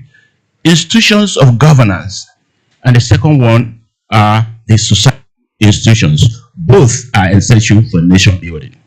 The institutions of governance are the legislature, the executive, the judiciary, the police, the military, the immigration, customs, and many others. These are institutions of governance. A nation's performance largely depends on how well these institutions function.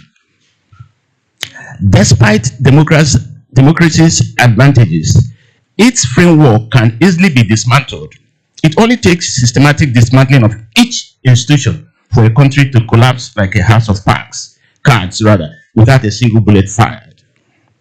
The second set of institutions is that the institutions that I call societal institutions, which, although fewer, are very important in nation building. These include the family as an institution, the church. I use the church to include other religions, the church, the mosque, whatever. I know about the church a little bit because I'm a Christian. So I'm going to talk a little bit more using church as an example. So we have the family, which is the smallest institution and the oldest institution. You have the church, you have the school system, and you have the society at large. The family, father, mother, a child, 2, 3, 4. That's the smallest unit. That's where you start building a human being. The family bears the child, massages the child, talks to the child, even though the child is only 1 month. You see the mother talking to the child. The child is actually learning from the family. After that, the child goes to church, and the church continues with training the child, teaches the child how to be a good human being. If the child is grown up a little bit, the child goes to Sunday school where they teach basically the same thing that the mother and the father taught them at home, but it will be reinforced in the church. Then from the church you go to school. The school continues. Civic studies, teaching the child how to be a good person, a good citizen, and then you go finally to the society at large. The society at large is a bit difficult to understand. When the child leaves home and goes to school, the distance between home and school is the society at large.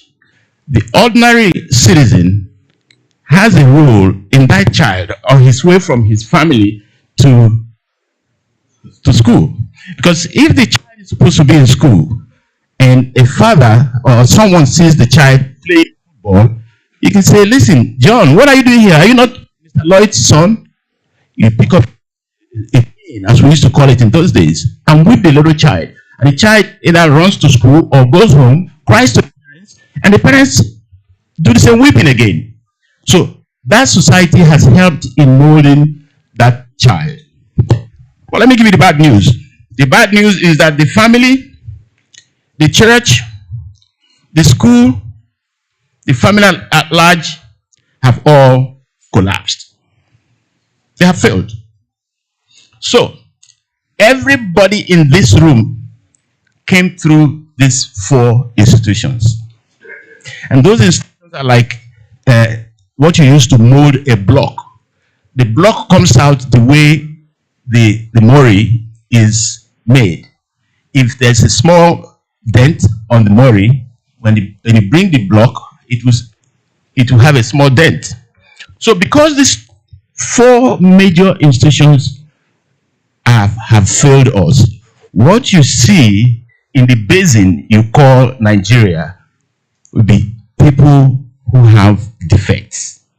So when you go to find a president, a deputy president, a vice president, National Assembly speakers, senators, and all of that, you're picking from that pool that has a lot of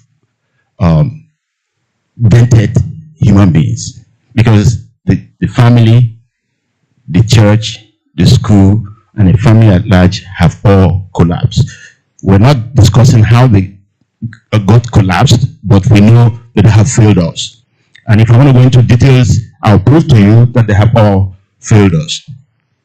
The governance institutions are made up of people who went through these 4 institutions. So if they have failed, the governance institutions are also going to be faulty.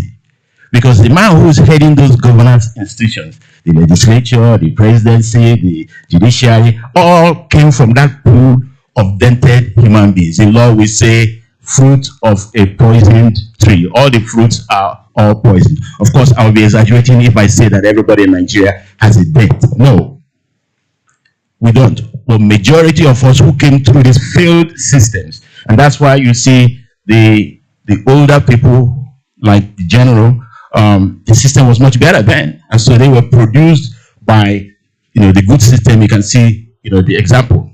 I used to tell my friends that if you don't know how Port Harcourt or Lagos GRA used to look in the early 70s or before the 70s, you cannot be able to determine whether it looks good or bad, because you have to know it when it was good to be able to determine that it is no longer good now.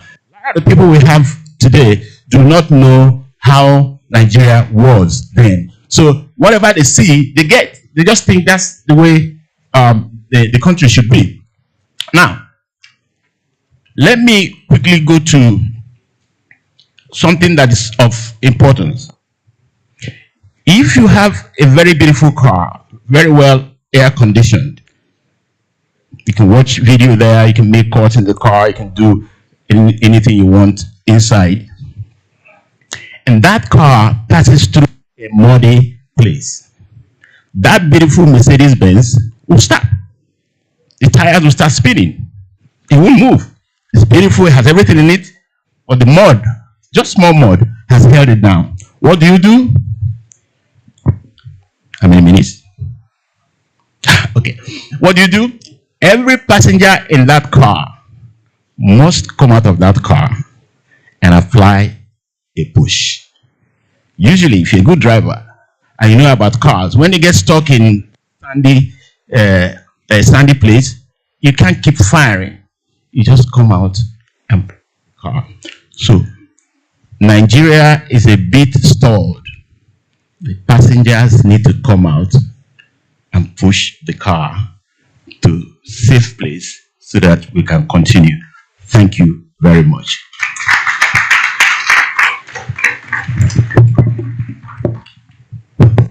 Thank you so very much, sir. We appreciate that beautiful presentation, straight to the heart of the conversation.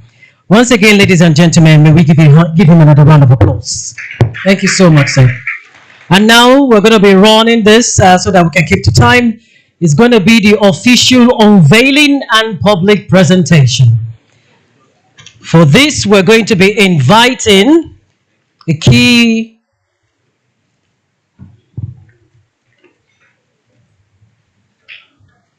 It will be led by Senator Abdulaziz Musa Yaradua. And yes, please. Sir, as you please give him a round of applause. I have not finished my introduction, but it's fine. So I'm going to please ask a number of persons to join our lead person who is going to be making this unveiling. They will join him on stage here. Okay, we'll be moving this eventually. So let me just let's move a bit. All right, be careful. Thank you. I remember so well. All right, this is good. So I'm going to be inviting members of this unveiling team to join him on board. We would like to have the man of the moment from who we are celebrating this auspicious moment dedicated to his expertise, his insights, sharing lessons to our young one. May we have, or maybe I flip it. Let me quickly invite Professor Umar Mohammed. Please, can you come on stage here? Can we have the author, Mr. M.S. Abubakar? Can we have you here? Can we also have Dr. Manzo? Dr. Manzo, please, shall we have you here, please? Thank you, sir. And may we have His Royal Majesty, King Lemu Emperor here as well. May we invite Ambassador Yusuf Maman, the co-chairman for this event, the chairman rather for this event. Please, gentlemen, kindly join the platform for that. We're still waiting for others.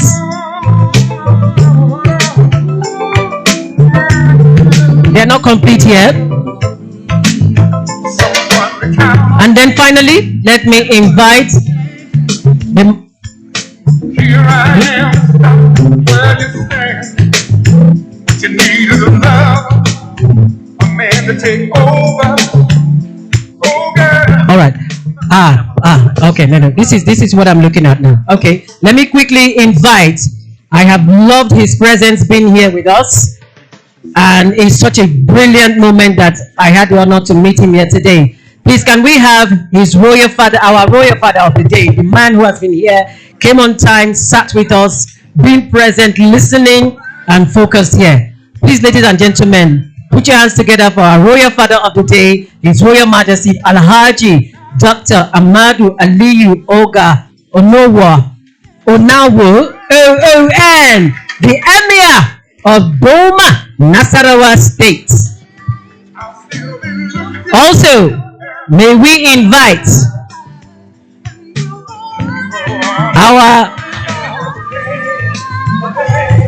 can we invite His Royal Majesty King Sir Dr. Lemu Saru Ibara, Ambassador JP.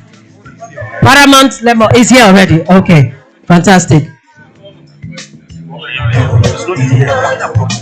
So we also have the Emperor, His Royal Majesty Emene Sir Dr. Emperor JD Umpe II, JP, Paramount Ruler, Alessa Eleme, River State, to join us here as well.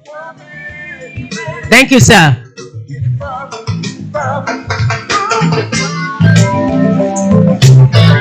And may I also have the honors to invite the man of the moment for whom we have this gathering, where we are sharing his insights, none other than our chief and our Lieutenant General, BURATAI. Please, sir, retired. Can we come in here, join us, sir? Just call all the high table. And then, let me quickly invite every other person on the high table here. Gentlemen, please, can we have you also join the unveiling? Please, can we all have you? Yes, sir. Please, sir. Yes. Yes, do come. You're on the high table, please, sir. It'll be nice to have you. Come around, please, sir. This is a special unveiling. So, it's good that we have this conversation.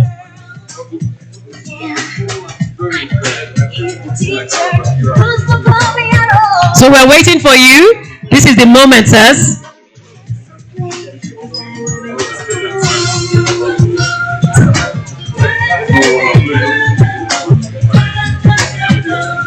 And now, oh, just the persons in front, please. Okay, good. So that we don't overload here. All right. So please, let me quickly invite Senator Abdulaziz Musa Yaradua to officially do the unveiling. Master Joshua has an offer. Please come to the high table. Join us on stage here. He has a special offer he's going to announce to us. In fact, we're so excited about this offer. He has already donated 1 million naira.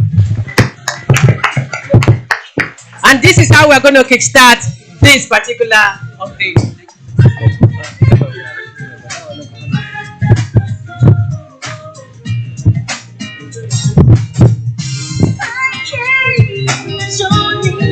The chairman of this occasion, the special guest of honor, my mentor, His Excellency Lieutenant General TUKUR YUSUF BURATAI, Commander of the Federal Republic, the co-chairman. Since I'm standing, please permit me to stand on the already existing protocol. Before the unveiling, I just want to make some few comments regarding the guests of honor for whom we are all here today. I came across Lieutenant General BURATAI when I was serving at the Military Secretary's office. First of all, when I was commissioned as a short service combatant officer, because of my skills in drill, I was to be posted to Guards Brigade. I wish I had allowed that, because it means I would have had a long relationship with the guests of honor. But because I was already a soldier, I was in School of Signals as an instructor. I enjoyed staying in the cities. I didn't want to go to the bushes, you know. And being in the army, I knew that if I go into the infantry, since they were posting me to Guards Brigade, I know what that means. So I opted to be in Signal Corps. And luckily, the then commander, CO, allowed that. But the commandant then, really, they wanted me to be in the infantry. So I came across General BURATAI as an MS officer. And luckily, some of my mentors in the MS are here. I think I cited General Terfa. He should be here. Look at him here. So I don't know if you remember, I used to bring popcorn to you. And I think that popcorn in MS became very famous because it produced two service chiefs in the person of the late Lieutenant General Tahiru of blessed memory, who served with us there, and of course our mentor. And in fact, Major General Tarfa was able to make it even to become the MS at the end of the day. So I too ate the popcorn and here I am today. So,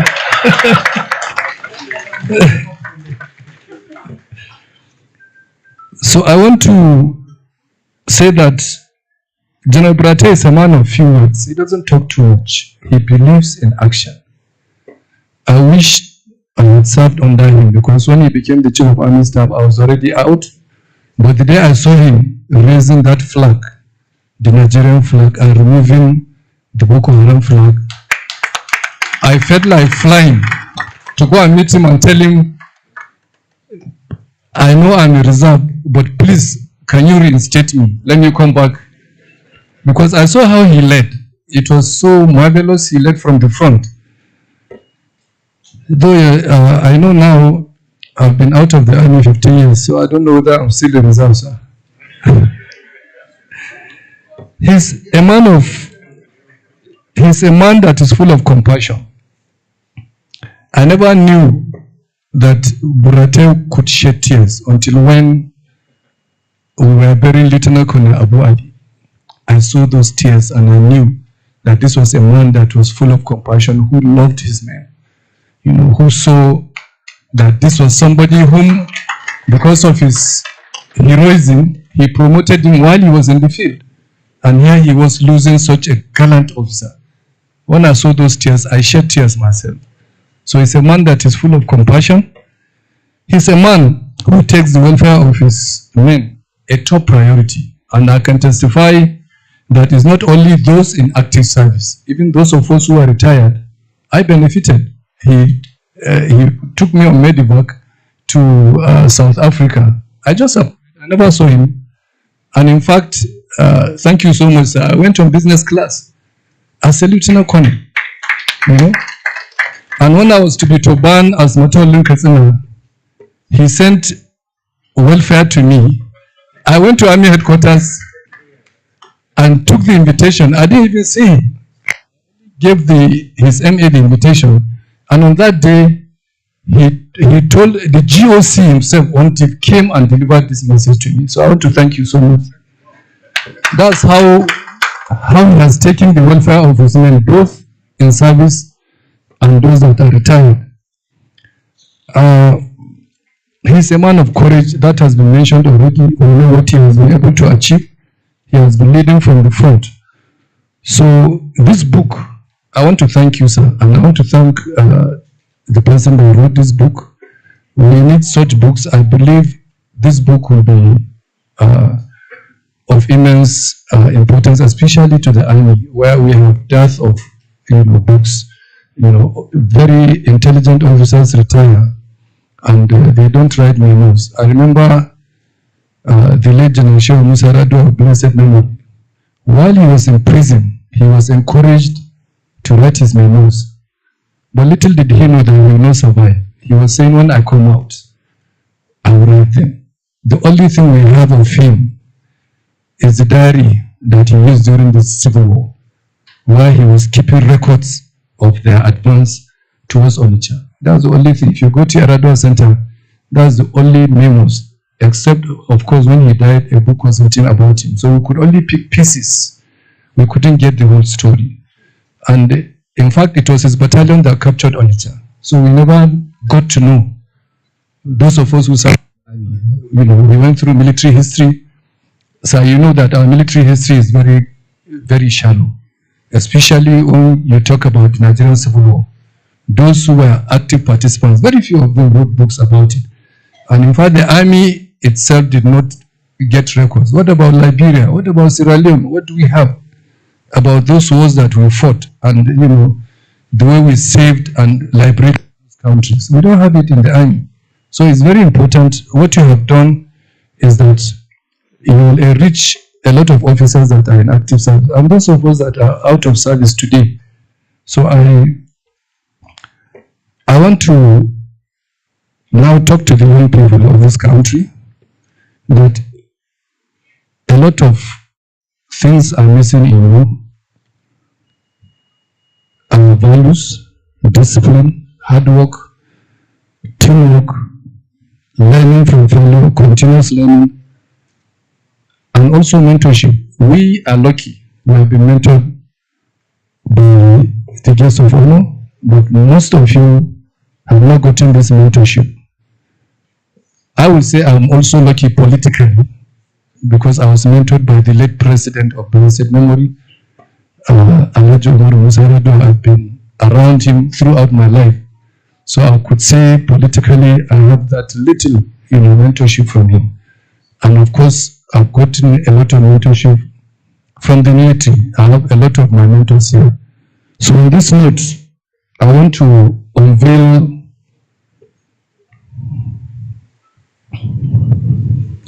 this book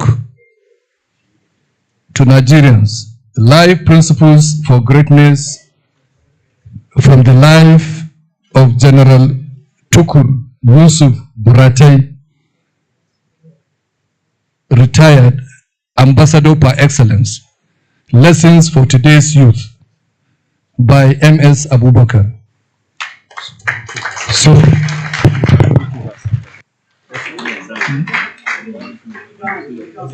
yeah, on the floor. So I'm unveiling and recommending this book to all Nigerians, especially the youth of our country, of whom I think I belong, because we have categories of youth in Nigeria. Because if the youth leader, I think it has been mentioned here, the PDP youth leader was 67 years old. I know I'm far away from 67. So I belong to a category of youth in this country. But I know I don't belong to not too young to know. So on behalf, it is my privilege, on behalf of myself and my family, I want to donate the sum of 5 million naira for 5 of these books. Thank you very much.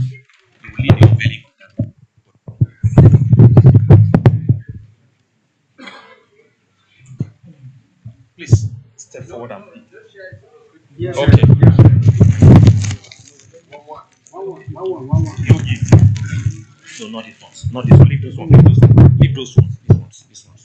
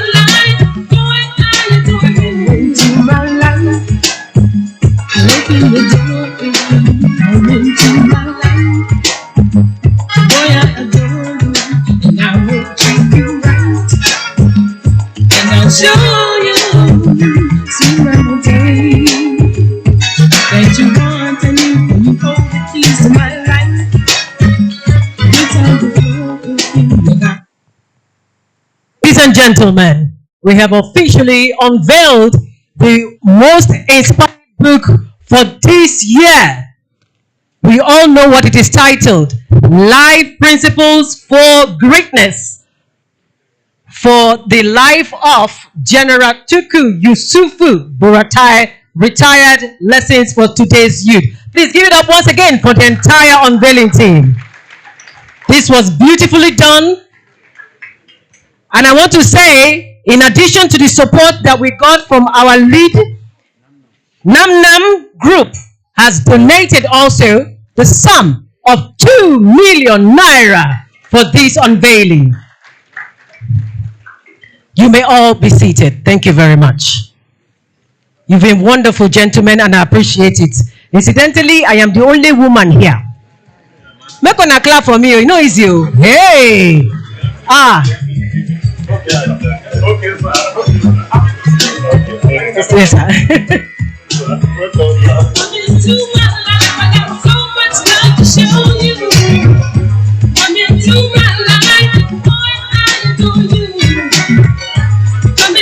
So you can all come and pick a copy. Whilst the program is still on, but please, we invite you all to come pick a copy. Feel free to come and pick a copy. It is not for sale. Okay, you give them. Okay, you be giving. Please sit down. You be giving. Okay. I thought I was told to ask to stand up. I didn't know they changed that. Please be seated. Thank you. You be giving your copies. Please be seated. Let's open. Thank you. Please be seated, ladies and gentlemen. Thank you.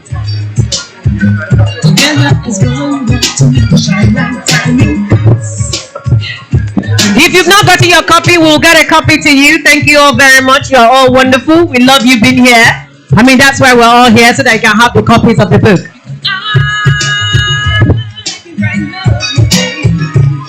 When you be on the bed, I'll smile on your face. Can you tell me what makes me so good? Make you so face.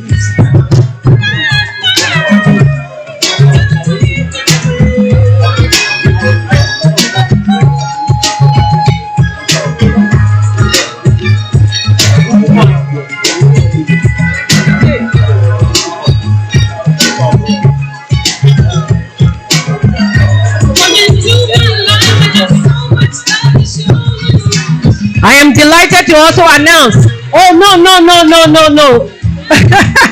Some people have not collected. This is not all right. Some people have not collected and some others are already having several copies. Oh, all right. Let's quickly say that another donation has come through. Ladies and gentlemen, a big donation has just been announced and I'm about to say it. So please have your seats. Oh, wait. A copy each. A copy each. Thank you all very much. And now, please be seated. We're about to let's wrap this section up, please. Thank you all. Please be seated. Remove it. The table. Okay, you want to shift this?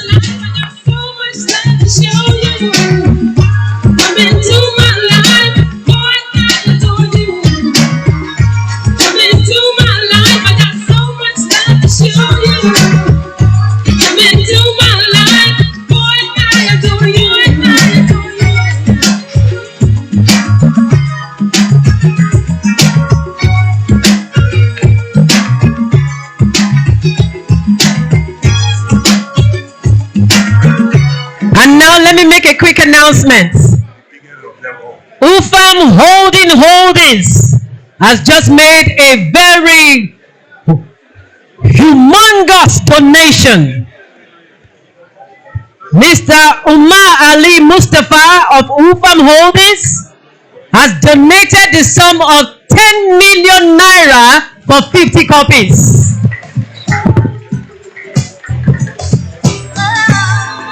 Please give it up a round of applause again for that donation. That is quite commendable. I mean, it is this donation that has many of you have these copies for free. And now I want to quickly recognize some few names, persons who come in before we goodwill messages. Please, may we have our seats? Thank you all. We're still in the process. The program is still very much on. The unveiling doesn't mean that we are we should be disarray.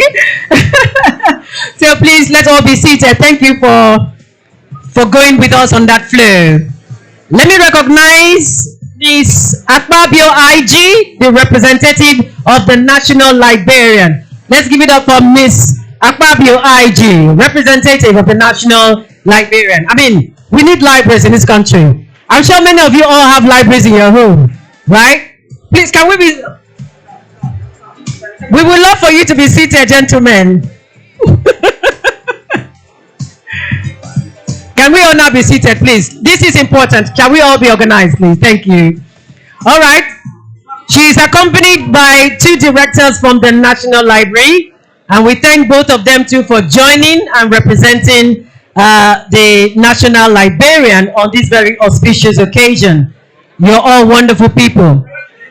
And now, just before we deliver the goodwill messages, there is a need to have a very important citation. This citation is very key. It will be followed by a special remark from the man for whom today we are all gathered.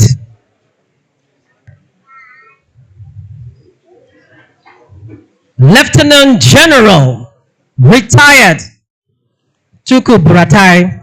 In fact, I'm going to say that again. Lieutenant General TUKUR BURATAI, retired. And then, another donation just came in, interrupting my flow of thought here. A donation from Mr. Joshua Chijoke of 1 million naira. Ladies and gentlemen, this is the spirit of this occasion, and I'm happy everybody is responding to that. Compassion, free to donate.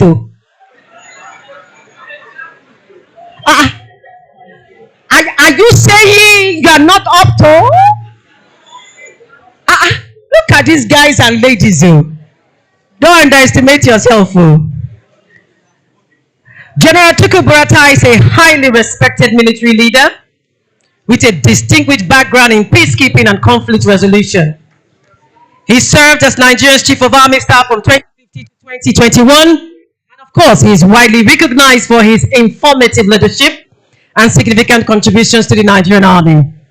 During his tenure, he implemented various reforms and initiatives that improved the military's operational effectiveness and welfare of its personnel. His leadership style has been praised for promoting adaptability, inclusivity, and strategic vision. And as you can see, our lead unveiling and public presentation done ably by Senator Abdulaziz Musa Yaradua speaks also to that. But before I invite him to actually make his special remarks, there's something called rap. How many of you know rap? You've heard of rap, right? But do you know that rap has a meaning? The word rap. It's actually about poetry. I'm sure many of you have heard of incantations. In the Yoruba mythology and traditions, there's a way incantations are done. And to start that, we're going to be inviting a poetry citation from an exceptional creative young lady. Ladies and gentlemen, to present this poetry citation in honor of Ambassador Lieutenant General T.Y. Buratai, retired. Please put your hands together for Eyimofe Jerry Adesewo.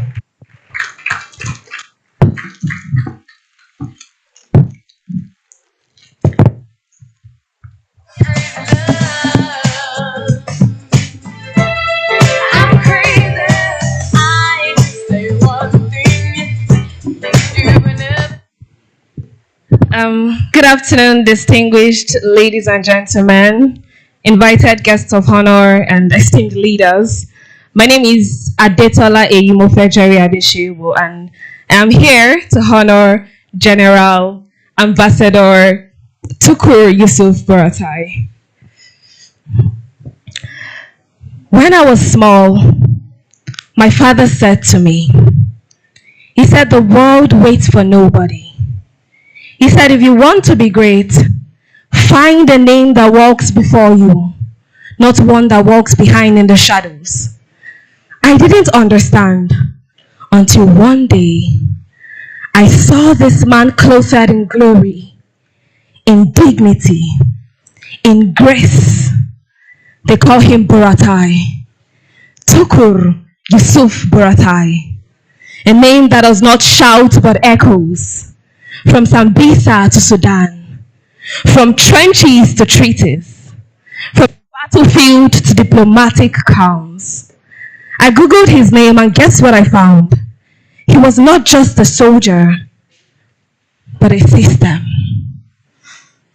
A man who held fire but did not burn. A man who stood in uniform but knelt in service. They say he is Nigeria's longest serving chief of army staff, but I say he is a compass that leads the country when it's safe. See, I have never seen a battlefield nor held a gun, but I have battled doubt and the war of not being enough. But after I read about BURATAI, I found discipline, resilience, strength, courage. If you don't mind, sir, I would like to call you TYB. Not out of disrespect, but for effect. You never knew me, but you taught me. You taught me that silence is also a strategy. That honor is not given, but earned with every decision you make. They say soldiers die for their country, but you live for it. You built men. You built morale. You built memories in the hearts of soldiers and civilians alike. And now as a diplomat, you carry Nigeria not just on your shoulders, but in your conduct. And now, when I walk into rooms full of doubt and shadows, I will remember this man who stood with fire in his eyes but humility in his heart. I will speak with the courage of BURATAI. I will lead with the lessons learned from him. So to the general of both war and wisdom, to the man who walked through fear and came out carrying peace, I say thank you for the life you live, for the path you clear, for the youths you continue to inspire. You have taught us that greatness is not noise, it is legacy. And your name, TUKUR YUSUF BURATAI, is a legacy that will continue to go. So I say, salute, sir. Thank you. And with that beautiful, powerful poetry, ladies and gentlemen, for the man of the moment, can we honor him with a rise? I implore you. Let's welcome the Ambassador Extraordinaire, Lieutenant General.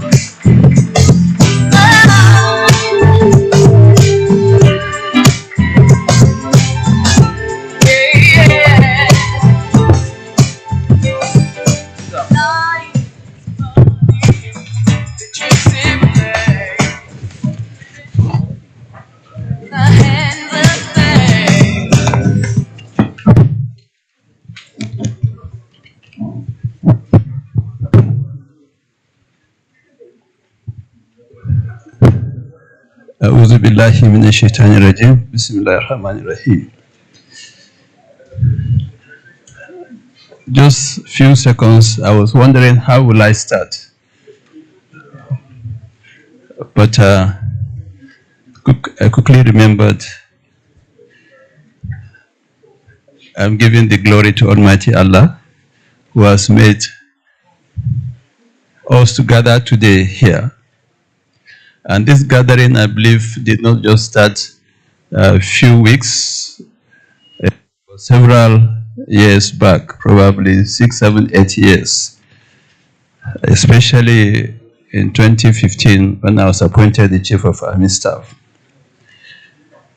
I'm really overwhelmed with the flow of words, praises, and comments. The protocol is quite long, and I believe if all gathered here,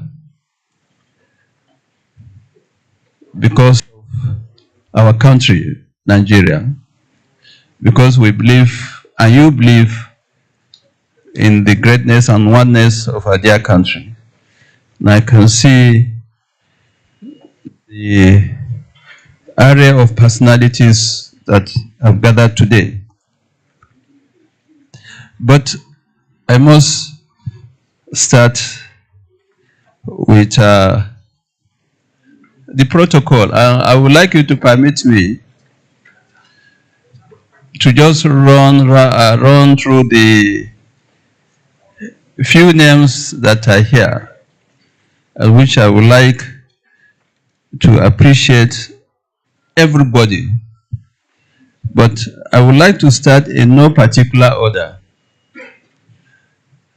I would like to start with the Royal Father of the Day.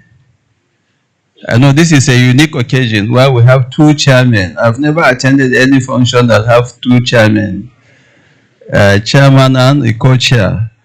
So this is so privileged. The Royal Father of the Day, His Royal Highness Alhaji Dr. Ahmadu Aliyu Oga Onao, the Andoma of Doma, OON. He found time, despite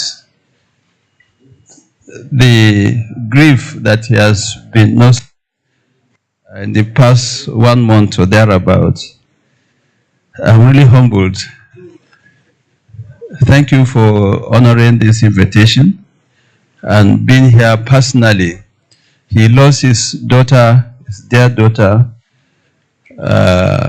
just about a month ago or thereabout. But I am eternally grateful, Your Royal Highness, for being here.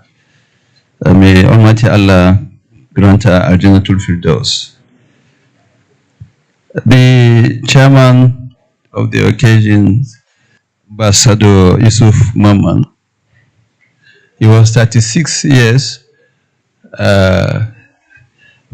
ambassador, and I can't remember.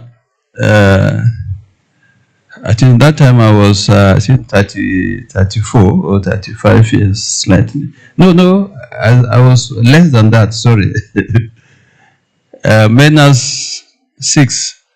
So, so I was 30 years that time, probably. Because I am 71 today. I'm getting 65 by November, inshallah.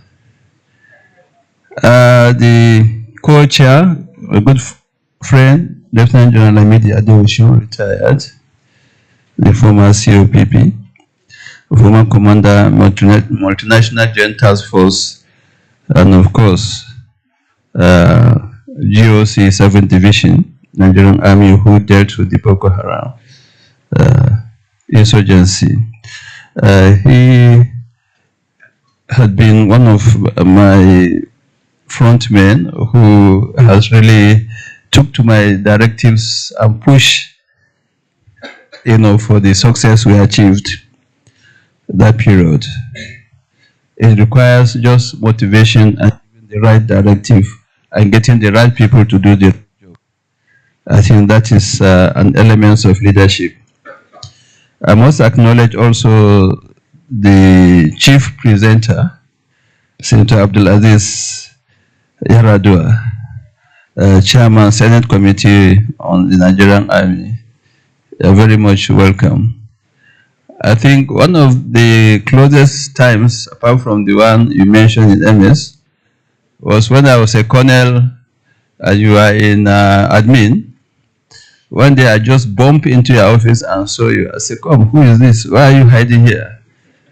I think you were SO1 that time. I was in DAPP. And one of the longest served officer in the Department of Army Policy and Plans. You're welcome. And your future, inshallah, is still bright. We're looking forward to greater heights. Thank you. I said in no particular order, we have Major General Ezugu of the Ezugu MRAP legacy, a great leader also. and also a fighter who, fought diligently in the Northeast. He was also one time GOC 7th Division of the Nigerian Army.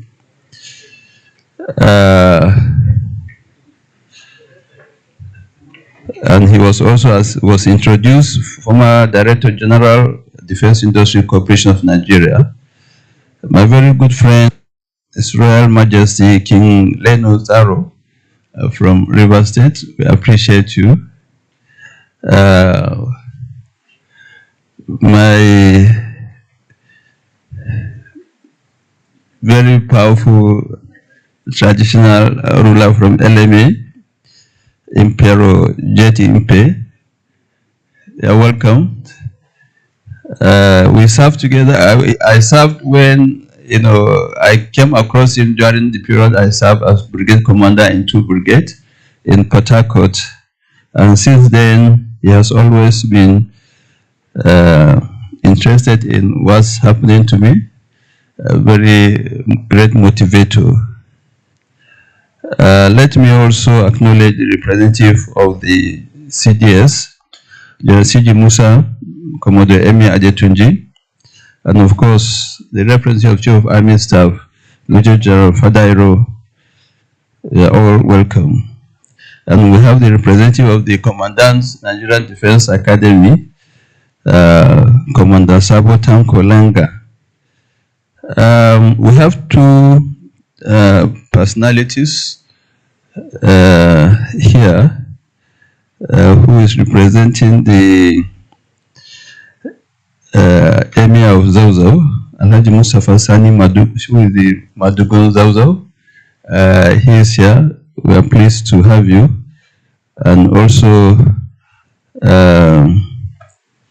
Muhammadu Haliru Magaji, Magajin Garim Gusau, the district head of Gusau Emirate Council. My brother Admiral Abdu Adamu Biu, who is the Shatiman Biu also, and Major General Abdul Malik Blama Biu, Sarki Yaki Biu, one of the GOs is also of 7th Division Nigerian Army, Meduguri, a gallant fighter who also dealt with the insurgency in the Northeast. We will soon be turbaning him formally at the Sarki Yaki Biu in November. Now we look forward to presentation around here. General Telfa, former Director of Military Intelligence, is here. TUB Ademola, former Defense Attaché in China. And I have 3 other personalities who were just given notice less than 24 hours to this event, and they came here personally. We have Dr. Kyari Ababukar, who is a co-founder and managing partner of Trans-Sahara Investment Corporation, with over 30 years of experience in information technology, financial services, and business analytics. He's here. He has left. Go. Okay. We also have Alhaji Lowell Batagarawa, former Minister of Defense. He was here, but he had to leave for other engagement. And of course, Barrister Zanna Bukar Mustafa is a humanitarian and a mediator par excellence. He played critical role in the release of 103 kidnapped Chibok school girls. And he was awarded in 2017 the Nansen Refugee Award. And in 2021, he was identified as CNN Hero at the 15th Annual CNN Heroes All-Star Tribute.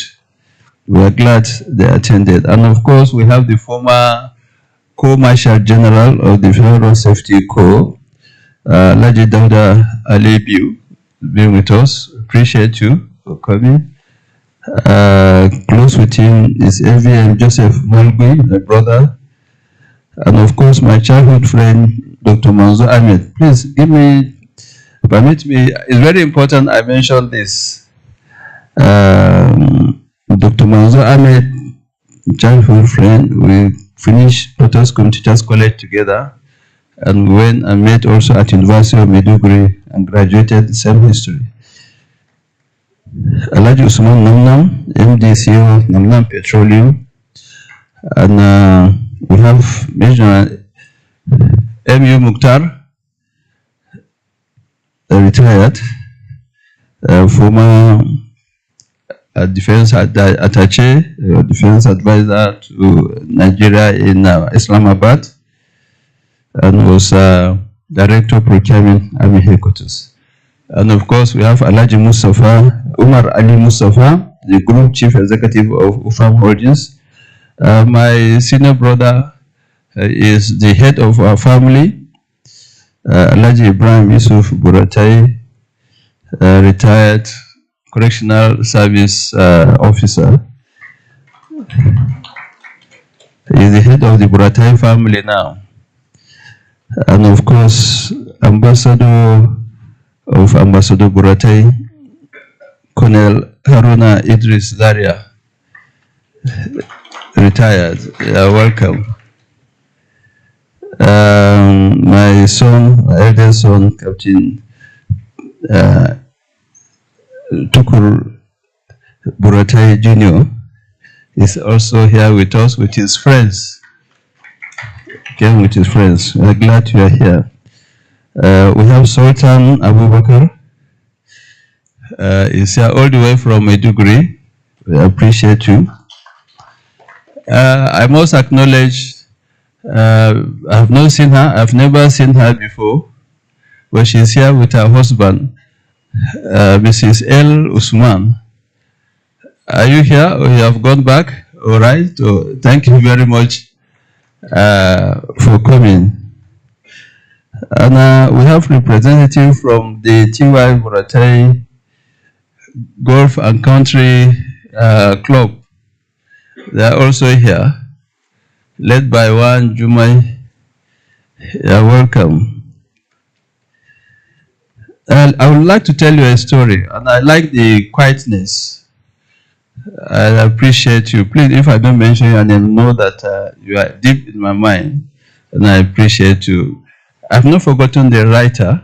I'm still coming to him. And probably I will come to some of you also who are here.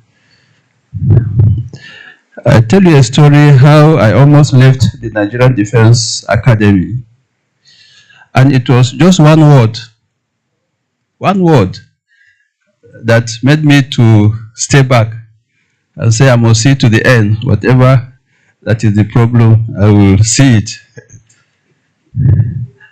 It was one Sunday evening, around 5 p.m. at the Defense Academy. And we were just about 6 days old when we reported. We were all on the parade ground. And I know the generals know, and some that went to academy probably had left. They know what sitting on the head means. And you know how rugged the parade ground used to be. It's not just smooth, but stones, those gravels were there. So we were asked from first term to the fifth term. The ACA then, I will not mention his name, asked us to sit on our heads. You must get your legs up with your back up.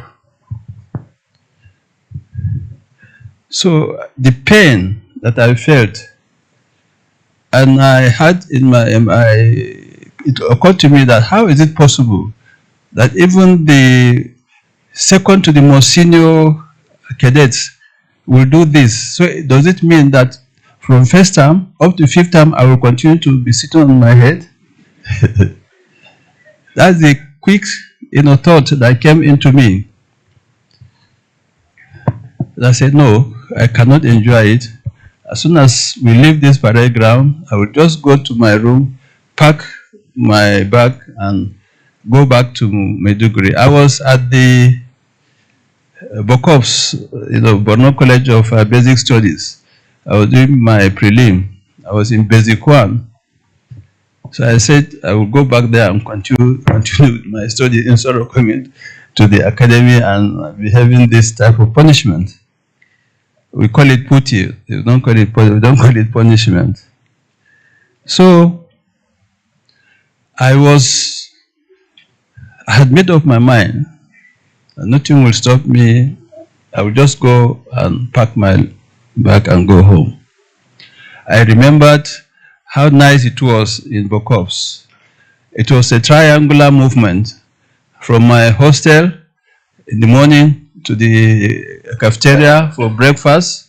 At that time, with just 5 naira or so, you have egg, milk, coffee or tea, and then you have chicken and all the rest. So I said, why should I? In the academy, you can't even wait. You can't even sit down properly before you are jumped up, and say leave whatever you are doing in the cafeteria, in the mess. So by that time, I took my time. I enjoyed the movement, and from the cafeteria to the classroom, from classroom or lecture hall, from the lecture hall back to my hostel. So it was so nice, very free. Nobody was bothering me. So I remembered all that. I said, no, I can't endure this and I won't accept it. But something happened. While we were doing this punishment or putti, we continued up and down, hunching, press up, and so on. But somebody was just by the fence. Those of you that know the academy, the old academy, not the present one, that's the one in the town.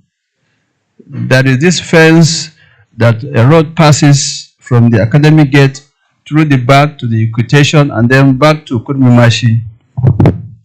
So I now, after we're about to be dismissed, this gentleman came on his motorbike, on his bicycle. Was luckily Boma battalion then, or company, were at the edge, just by the fence. And that was the magic word that made me to remain in the academy till the end, and to the glory of God, one made it to the status. What was that word? While we were being putted, this man was so enjoying what we were doing. He was enjoying it seriously. So when he discovered that we were to be dismissed, the parade was to be dismissed, he was satisfied. He now took his bicycle. We call it taking that he was pedaling up, so he has to get off the bicycle and pedal quickly, to gain force. What he said was, he shouted at the top of his voice. He said, "Maza!"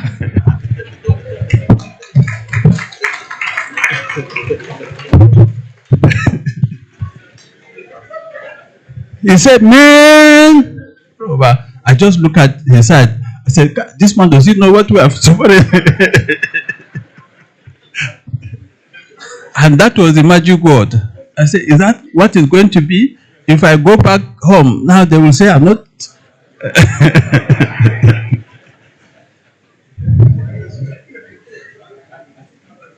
The chairman and co-chairman of this occasion, Your Excellencies, the chairman of the Senate Committee on Army, Senator Abdulaziz Yaradua, Royal Majesties,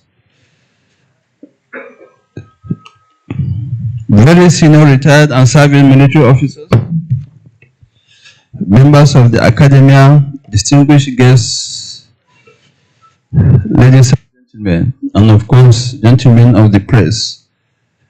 I am overwhelmed with emotion and gratitude as I stand before you today to witness the unveiling of a remarkable book, Life Principles for Greatness, from the life of General TUKUR BURATAI, retired. Lessons for Today's Youth, written by one of my dear proteges. This book is a testament to the power of mentorship, dedication, and the pursuit of excellence. To be very frank, this book came to me as a surprise because I never knew that the author was writing such a book until I read a review of the book published by This Day. newspaper.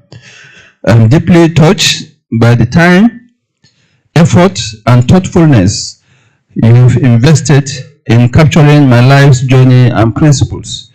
Your work is not just a tribute to me, but a gift to the youth and future leaders who will draw inspiration from the lessons shared in the book.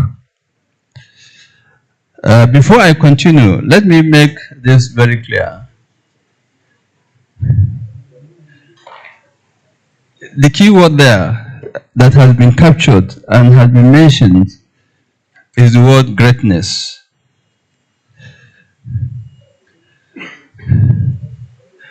But frankly, to me, I see it as just ordinary responsibility. The people I led are the ones that are great.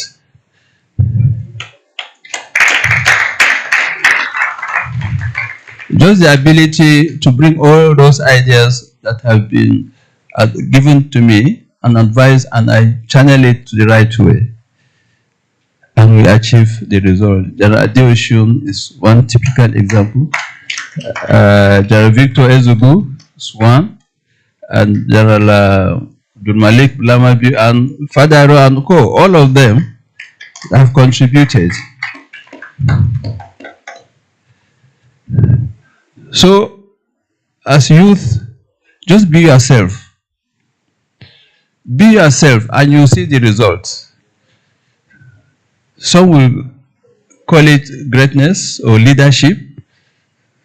Now, we use this word, for me, I think it's leadership. And whether it is great or whatever it is a result of commitment, compassion, empathy, and of course, your vision for your institution and for your nation. So let me commend Dr. MS Abubakar for your writing skills, your passion for sharing valuable life lessons, and your commitment to empowering others. Your dedication to this project is a reflection of your own character and potential, and I'm proud to have played a role in your growth. You know, initially I was having some doubts, I was skeptical, but as I continued to write, and he was so persistent in writing, when he wrote volume 1, The Legend of Buratai, we went ahead, now contributed to volume 2 and volume 3. And he has not stopped there, he has continued to write. So well done, Doctor. As we gather here today, I would like to emphasize the importance of discipline, patriotism, and non-violence in shaping the future of our great nation. To the Nigerian youth, I urge you to embrace these values, support the government's initiatives, and work towards building a better tomorrow for ourselves and future generations. Let us shun violence and instead channel our energy towards nation building and positive change. Here is a short poem to charge the Nigerian youth to stand firm against rejection and failure and persist towards achieving excellence. Nigeria's youth, a force so bright, with passion and hope, they take flight. Let peace be their guide, let love be their way.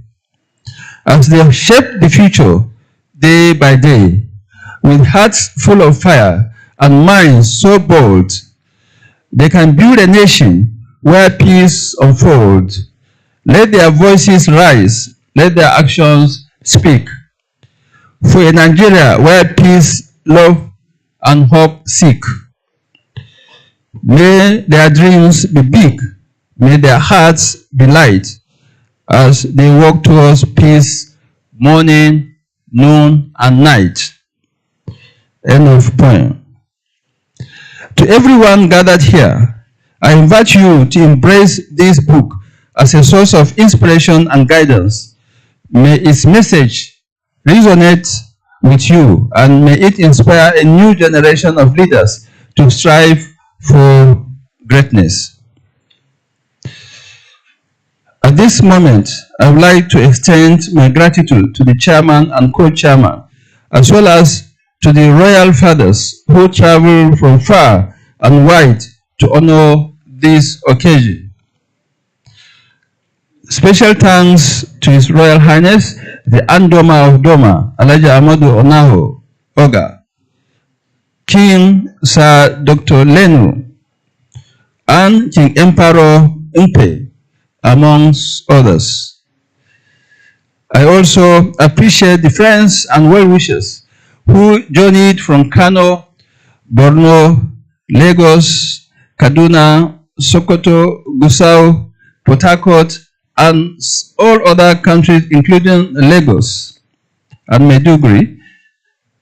Additionally, I would like to acknowledge the Special Advisor to the President on People with Special Needs, Honorable Mohammed Isa, and particularly our guest speaker, Dr. Lloyd, the coordinator of NADECO in Washington, D.C., who traveled all the way from the United States to share his insights with us. We really appreciate you, Doctor.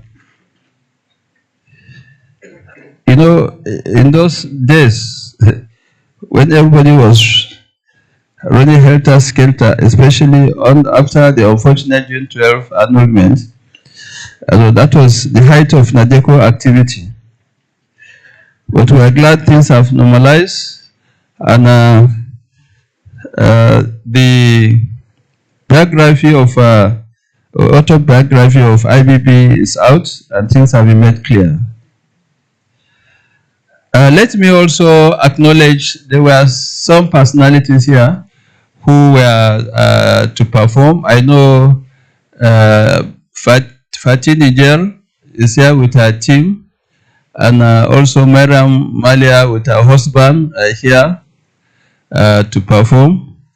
And Hassana has performed very well along with the spoken word artist Odewo.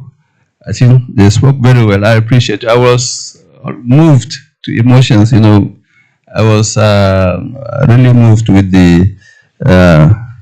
those spoken words, and you really got everything right. In conclusion, I want to say that it is a thing of joy that my life can serve as an example to the author and an inspiration to youth in Nigeria and beyond. I would like to extend my gratitude to Abuja Leadership Center and Sprezzatura Publishing Limited for organizing this event. Their efforts in promoting leadership, development, and publishing inspiring stories are truly commendable. Myself and Dr. MS Abubakar, we have a lineup of books that are still in the mail. We are working on them, and with time, at the right time, we will unveil them accordingly. And I'm glad that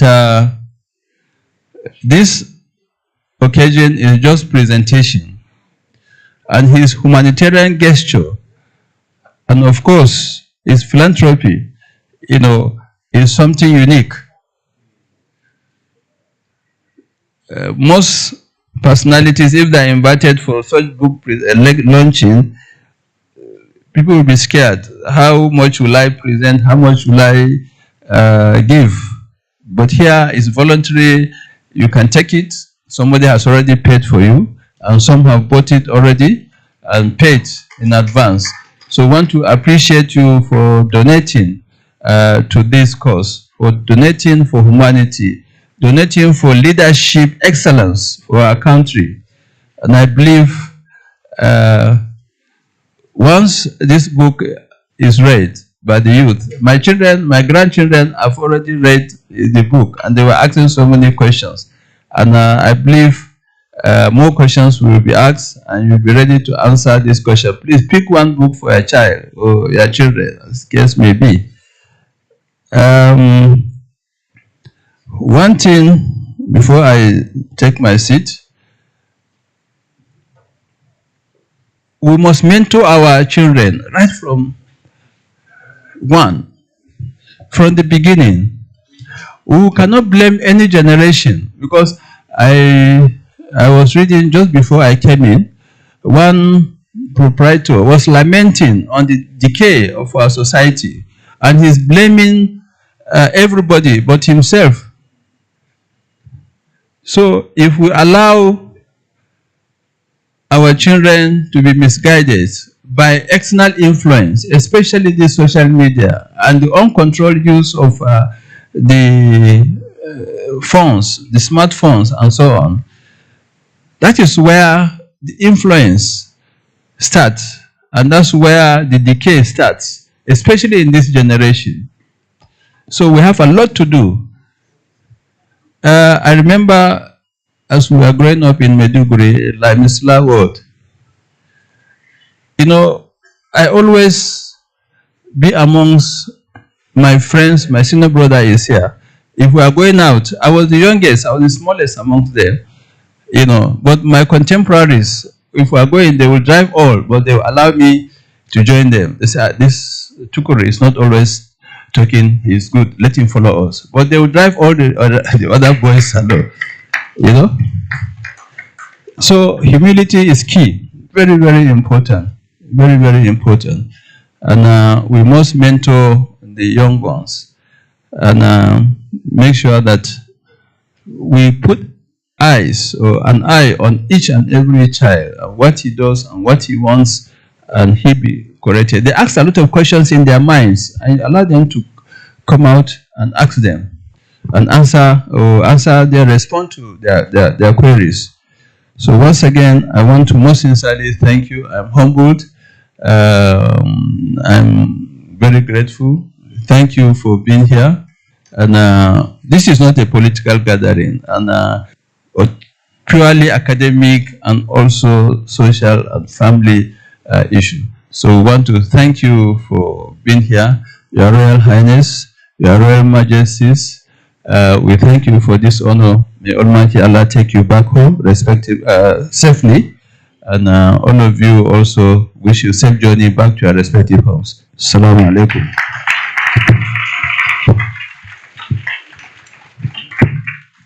Please give him a round of applause until he sits, ladies and gentlemen, until he has his seat.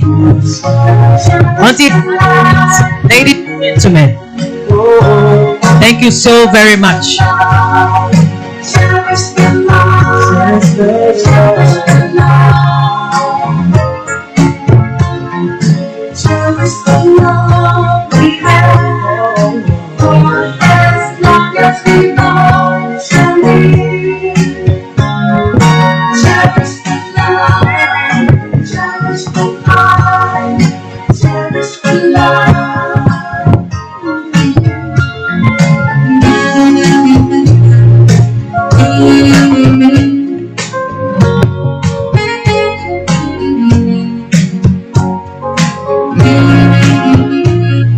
Distinguished, extraordinary senator and ambassador himself. We don't add senator, join them. But the titles will start with packing it up. That was a very powerful rendition from our special guests, the man for whom we are gathered here together to honor, following the unveiling and the public presentation of this fantastic book.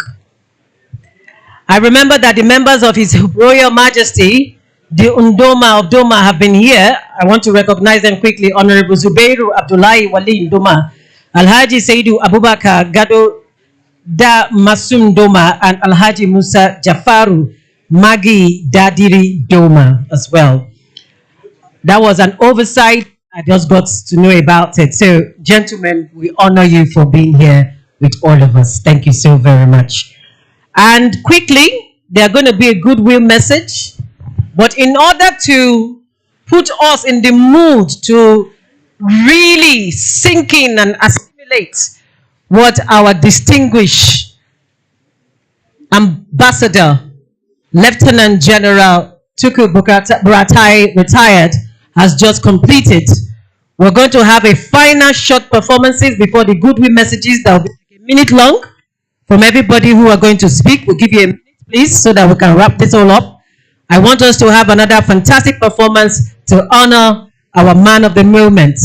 Please put your hands together for these young lads to reimagine the reason why we are here again from the Move Theatre. Ladies and gentlemen, can we have them come on board to do the particular song just to honor our special general today?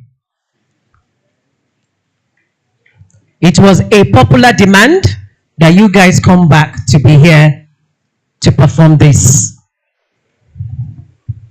Ladies and gentlemen, let's give them another round of applause. So let's make this in short 1 minute. Let's do this quickly.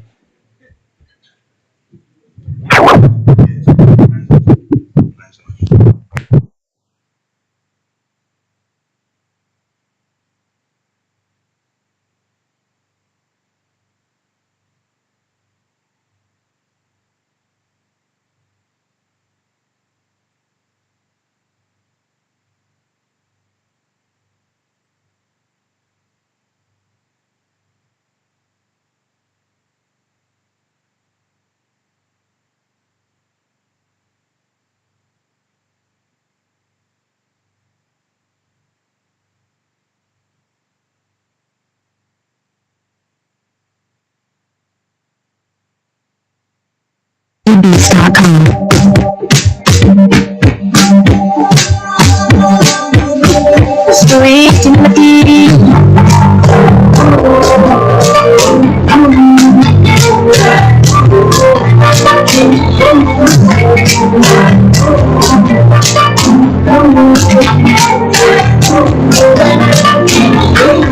Telling me what I do, telling me what you want me to give you. Oh my darling, this is that thing to you. Telling me how to be for me, because you're telling me how to be for me. Oh my darling,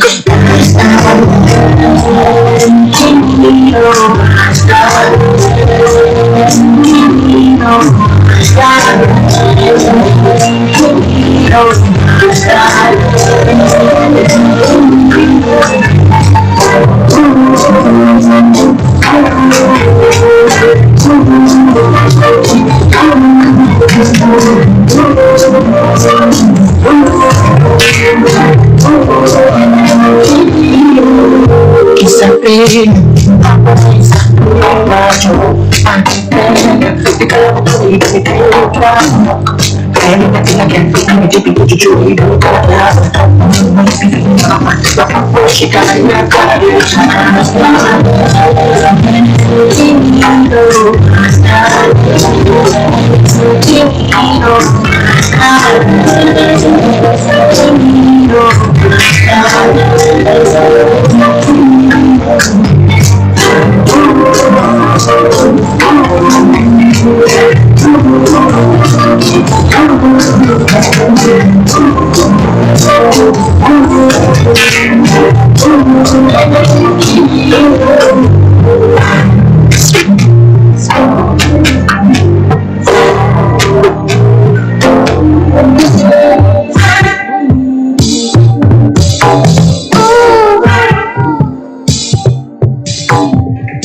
music. Thank you so very much, wonderful young man and a lady, baby girl.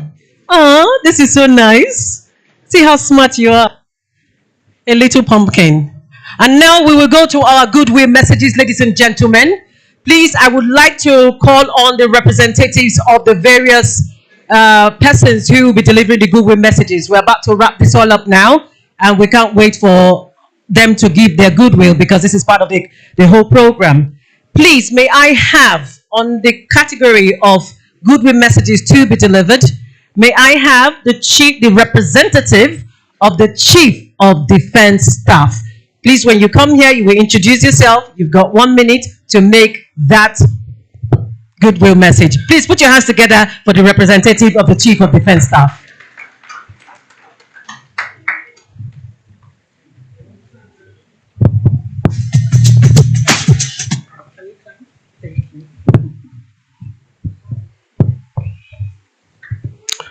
Our royal fathers here present, distinguished senator, guest of honor, Ambassador General TUKUR YUSUF BURATAI, serving generals, serving officers, and retired. Ladies and gentlemen, good afternoon, sir. I'm Commodore M.A. Adetunji. I'm here to represent the Chief of the Same Staff, General C.G. Musa OFR. Sir, the CDS would have loved to be here. In fact, he prepared to be here. So at last moment, he just had to move for a national assignment. That's why he's not here. And I should just tell our ambassador that we are all proud to be behind you. We are all proud to follow your footsteps. Inshallah, because of Allah, we will not, you will not be disappointed in us, and we shall strongly and continue fighting for the nation. Thank you, and God Almighty be with you. Thank you so very much, sir, for keeping to that time of 1 minute. I love that. Thank you for honoring that. Please, may I also quickly invite the representative of the Chief of Army Staff. Put your hands together for the representative of the Chief of Army Staff. 1 minute, sir.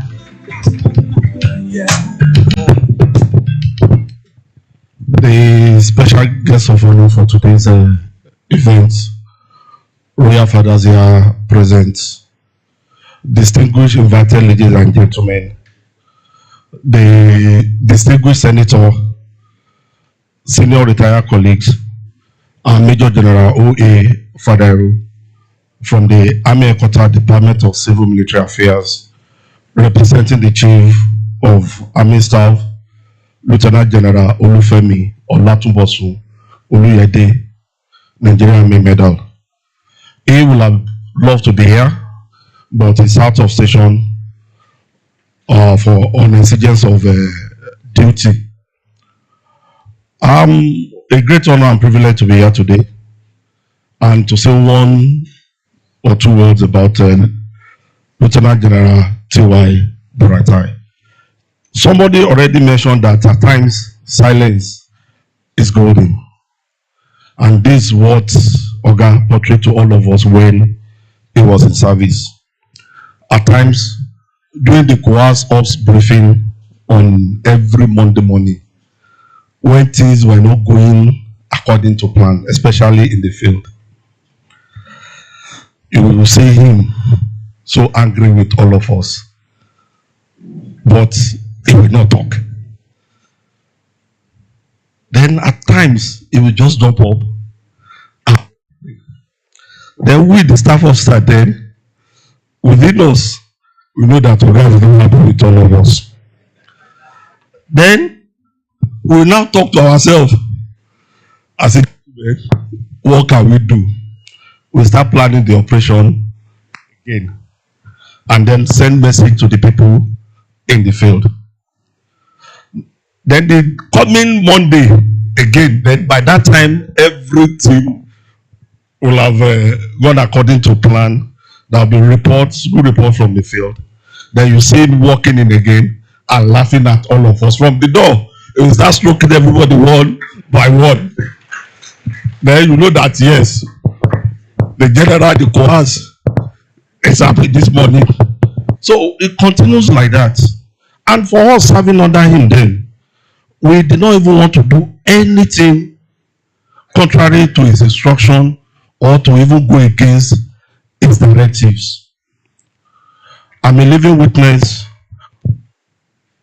to his strategic guidance and mentorship, and it's one of the things that have sent me to where I am today. So I want to say a very big thank you to you, and for the author of the book also. We've done a good job.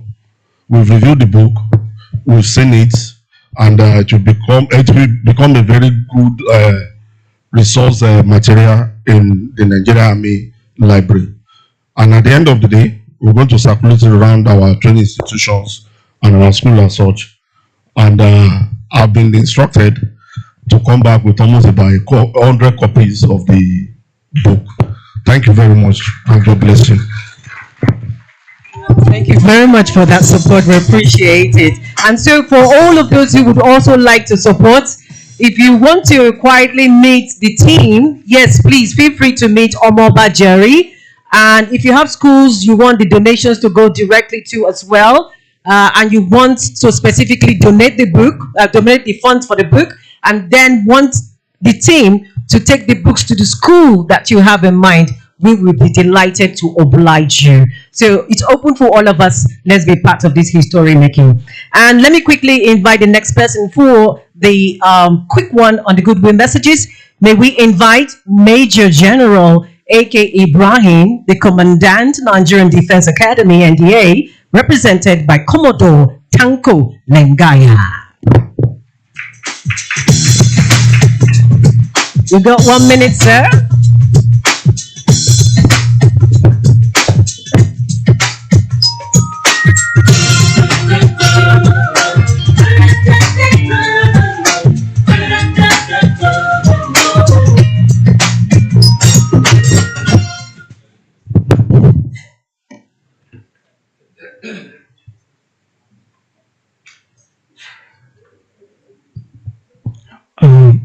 I am Commodore S.T. Lengaya. I am here to represent the Commandant Nigeria Defense Academy. Commandant personally gave me a one-page message to deliver on this podium. So I will try to be by that. Yes. The chairman or protocol observed. If I say I mean the commandant. He said, I warmly felicitate with the author. He taught the general wrote today. So that is Lieutenant General T.Y. BURATAI, the former Chief of Army Staff, for the publications of the book titled Life Principle for Greatness. I am hardly delighted to be part of this great occasion.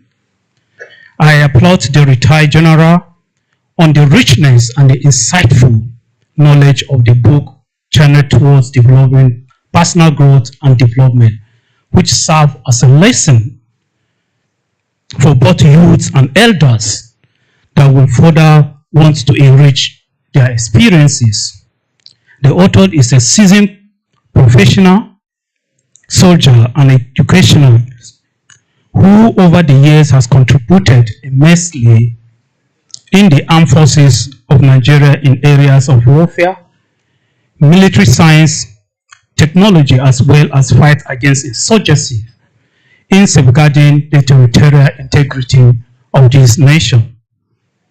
It is pertinent to say that the retired general has shaped my journey positively in the military while climbing the ladder of leadership. I would say I am indebted to the former Chief of Army Staff for his mentorship.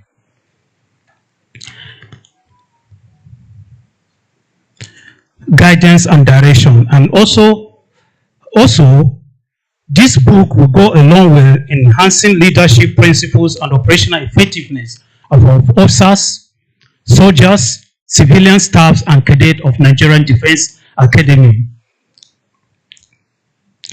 For enhancing leadership principles, operational effectiveness of the officers that we are going to produce.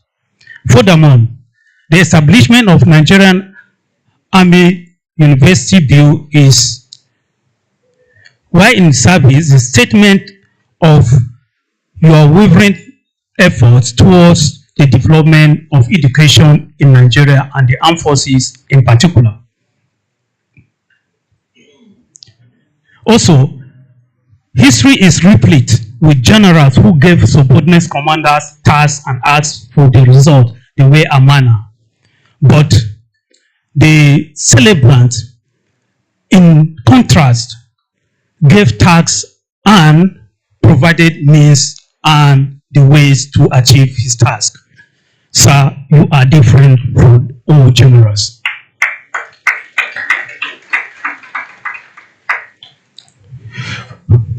We further applaud your efforts. Despite in your retirement, you found time to produce or document your experiences to serve as a navigational beacons for today and future leaders. Once again, you have imprinted an indelible mark on the marble of time. Thank you, and God bless you. Thank you, sir.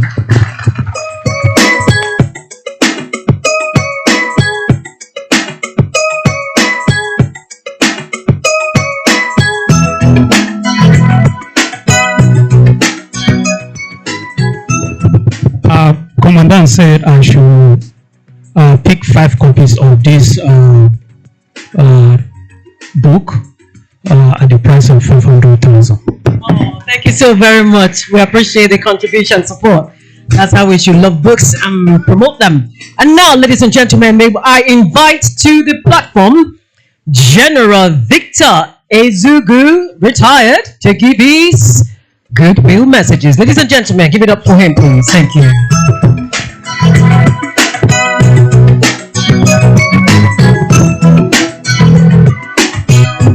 Thank you very much.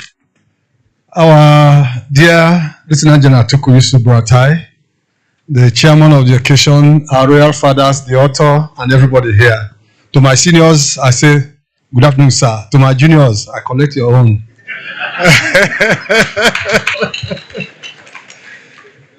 We are celebrating General BURATAI, and I am one of the beneficiaries of the greatness of this God-given general to Nigerian Army. I'm from the southeast. I'm from Soka in Enugu State. You know, Igbos, if you just want to touch an Igbo man, you say, we are marginalized. Igbos are marginalized. In the army, they don't promote them. They don't make them to advance. But in me standing here, General BURATAI came to become the Chief of Army Staff when I was Brigade Commander in Adamawa State. And immediately, he made me GOC 7th. I took over from General Adewoshu. And I was 2 years brigadier, still having 2 years to serve before I'm qualified to be Major General. But he still made me a GOC. And from there, he took me to depot. I'm the second Igbo officer that commanded depot, courtesy of General BURATAI. After serving there, he made me Group Managing Director, Nigerian Vehicle Manufacturing Company. From there, he took me to DICON as DG. I read history. I'm not an engineer, but he took me to DICON. So, for me, Igbos were promoted under General BURATAI. I am blessed. Igbos are blessed under him. I thank you so much, sir.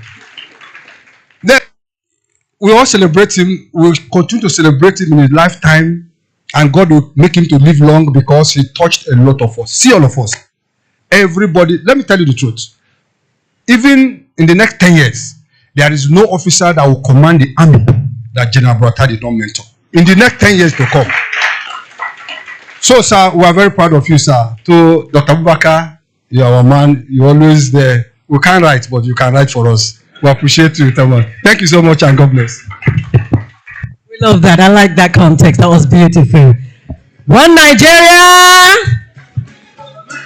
You were correct. One Nigeria, one nation. Can I repeat it again? One Nigeria. One Nigeria. Oh, yeah. And then let's continue to our next important goodwill message coming in from His Royal Majesty, King Sir Dr. Lemusaro Igbara, Ambassador J.P. Beneteko, the 9th Paramount Ruler of the Northern Bori Community, Kana Local Government, Ogoni Land, River State. Thank you very much. One Nigeria, the chairman of this occasion and the co-chairman, the celebrant, General BURATAI, the Senator of the Federal Republic, distinguished Senator, the distinguished generals of the Nigerian Army here present, Your Royal Majesty, the king of Alesa Elema Kingdom, ladies and gentlemen, I want to say that I am very pleased to be associated with General BURATAI. It has been a long time. I've been part of most of the programs that has been happening in this Abuja, and he has given an injunction that this is not a political gathering. There are certain things I wanted to say, but I will still mention it. I am a political scientist, and I would like to say that democracy in Nigeria is, I don't think we have done very fine. The reason I'm saying this is that the system of electing people is not very free. We need to adopt what other Western nations are doing, which is the independent candidature, so that people who have good will, good mind, can be elected by people who have conscience. What is going on is like the political parties have hijacked everything, and most people cannot talk. This is not a political gathering, but I won't say so much. I want to thank the author of this book, Dr. MS Abubakar.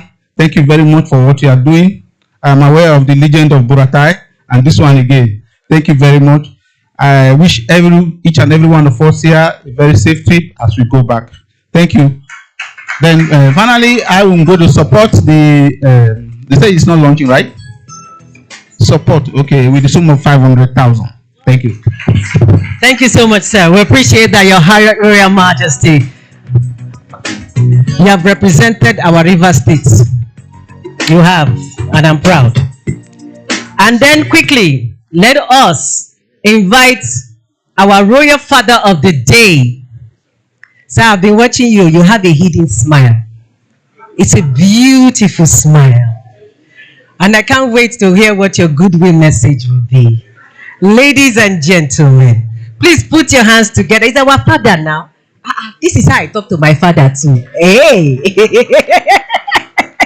When my father dresses fine, I commend him. When he has a good smile, I tell him I like that. His Royal Majesty, Alhaji Dr. Amadu Aliyu Oga Onawo OON, the Emperor of Doma, Nasarawa State.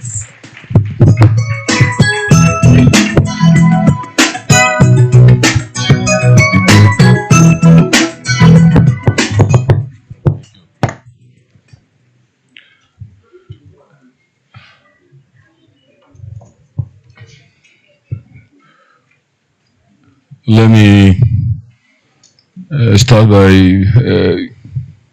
giving gratitude to God Almighty that has enabled us gather here on behalf of my brother, General TUKUR BURATAI, the Majandoma. I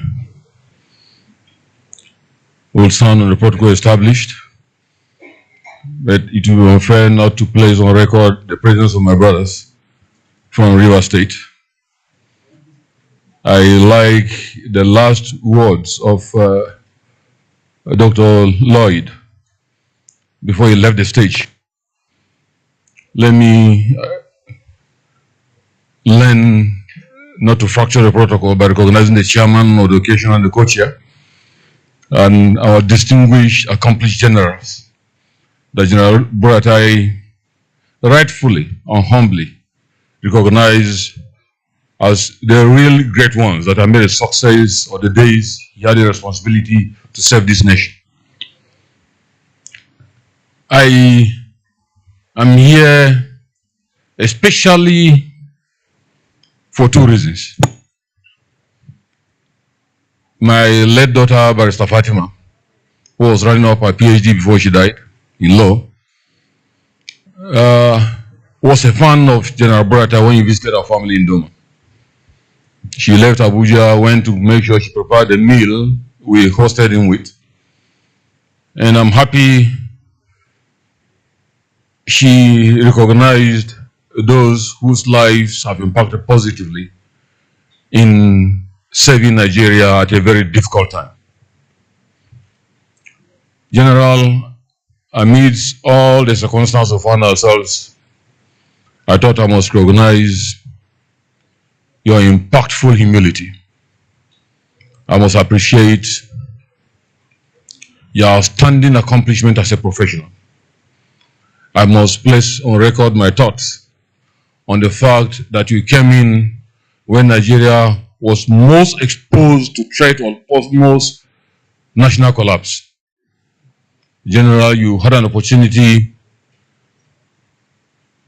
to rescue a almost hopeless situation. You came in and redeemed the good name and history of the Nigerian Army that is world legend. The Nigerian Army had traversed since 1944 during the First World War all grounds of wars across locations and didn't fail Nigeria and didn't fail the world. Even the white people that colonized us were trailing behind the excellence of the Nigerian Army. They knew our presence and our legendary authority that they copied during the First and Second World War. And when all failed, in spite of international strength and military hardware in the wars in Sierra Leone and Liberia, the Nigerian Army went, conquered, and returned safety to those countries. And then we had an internal challenge, and we were almost at crisis on the way forward. And God brought General BURATAI, and he led a force of the armed forces as an army chief that reversed the unfortunate story and returned the honor of the Nigerian Army. Instead of saying the army was running away, the army was chasing them and conquered and won the victory for this nation. I thought it's an opportunity to join in the many thoughts that was captured in that book. Humbly, when I was saying Dr. Muhammad, I was looking for somebody that would look glamorous. Then he climbed the stage humbly like the person he wrote on. And I thought, well, after all, greatness is not about display. It's about what impact, as General BURATAI has humbly impacted positively in the sense of time. As I got to sit down, let me add my voice to the essence of this gathering. This book is about rediscovering Nigeria. It's about rescuing the nation. It's about reminding us the journey is good, but we have missed the way. And the country has found itself missing in the thick forest or in the high sea. The direction is not very clear. The hope is not lost. But we have a responsibility that the country must be established on its very hopeful foundation that our forefathers laid. That along the line, due to our own dispositions, the country has found itself where it is today. There must be an opportunity that somebody rescues this nation. The onus is on all of us. Everybody is to blame for where Nigeria is today. Nobody is not responsible for where we have found ourselves today. But the journey and the way forward, like Dr. Lloyd said, we have found ourselves in muddy waters. The vehicle is stocked. All hands must be on deck. How do we do it? Both the driver and all those in the vehicle must put hands together and put Nigeria and pull Nigeria out of these muddy waters.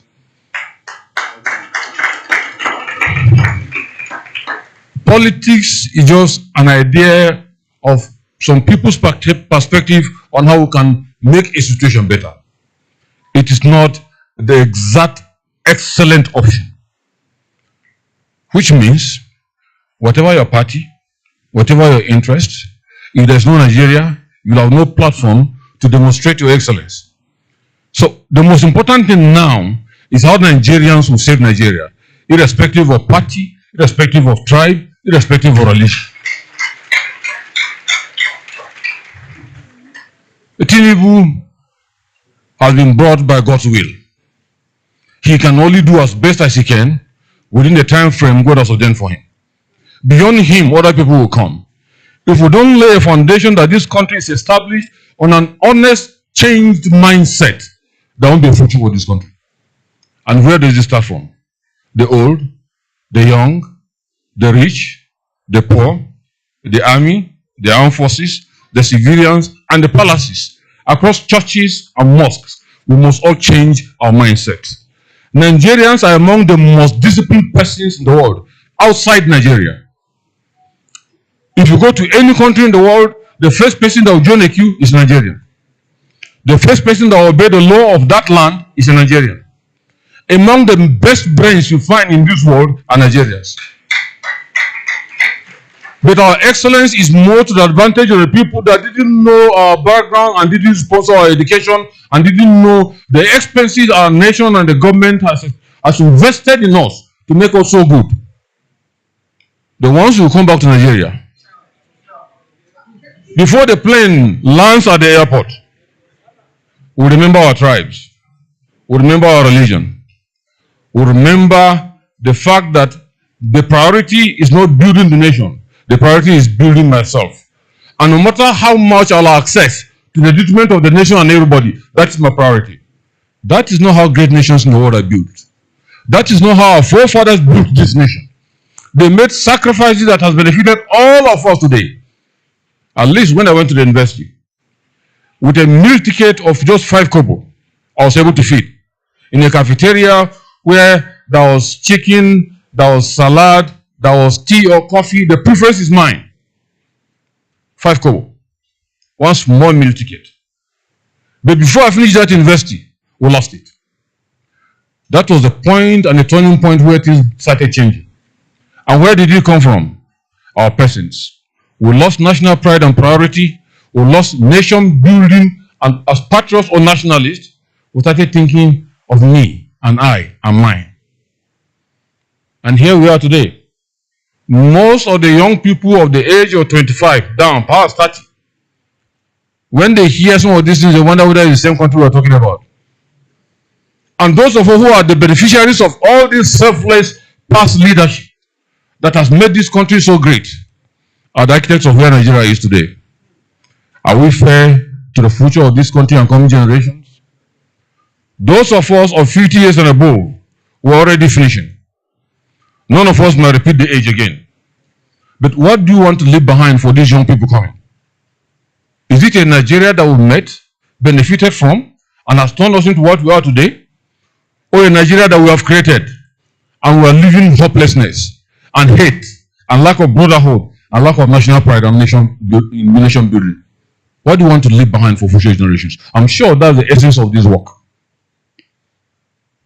And General BURATAI has brought us here today to say, when I was a young man from my home in BURATAI, a community unknown like Doma, where I come from, a people without the privilege of other persons who are politically exposed in Nigeria, that for no reason we wouldn't have been known, except for the graciousness of the will of God and certain sacrifices and discipline that our parents built upon what our forefathers that created this country initiated. That today we are celebrating a humble beginning that has left a name in the sands of the history of Nigeria as an indispensable conqueror in the struggle of the Nigerian armed forces to rescue this country. General YUSUF BURATAI. So if from a humble beginning, from a people unknown, somebody can stand out in an opportunity of history like this, it means the general is saying, at this book launch, is an opportunity to remind us that every Nigerian child, from wherever you come from, male or female, will each have an opportunity that can contribute positively to the growth of this nation, to make it one of the greatest nations in the world. As I thank the MC for standing by to remind me, my time is up. Let me just say, Nigerian youths, the best in America in drone design and invention is in Nigeria. Among the best medical doctors you find in the world, after flying from Nigeria to Europe or America, you go to a hospital, you see one black boy or girl. Where are you from? Nigeria. Whether in South America or North America, any of these European nations, the best of brains that are a thing of pride to them today are Nigerians. And they were not educated there, they were educated here. One of the fastest computers produced in the world is by Nigerian. This young man with Facebook that has taken over the world in social media from Israel is a young man, a youth, not quite 30 years yet. When he started, he was just around 25. He has Facebook, he has Instagram, he has all of this into his credit. Among the best brains in the world today that are controlling high tech and all devices of technology, because of knowledge that government has put on ground and opportunities that private sector has invested in knowledge, most of them are for Indians. Even Israel has bowed to India because of knowledge. All the Amazons, all the Facebook, all the places she mentioned that if you go to India, the high-tech world today are managed by Indians. All because of an opportunity that there's knowledge and the enabling ground was there and the youth have explored and they are challenging to the world. They are challenging the whole world to the fact that knowledge is the key that drives excellence and provides a platform for any nation to either be a superpower or an economic dominant that nobody can wish away. With the excellence that Nigerians have demonstrated, even those that have run away and those of us that can't go anywhere, we are still here.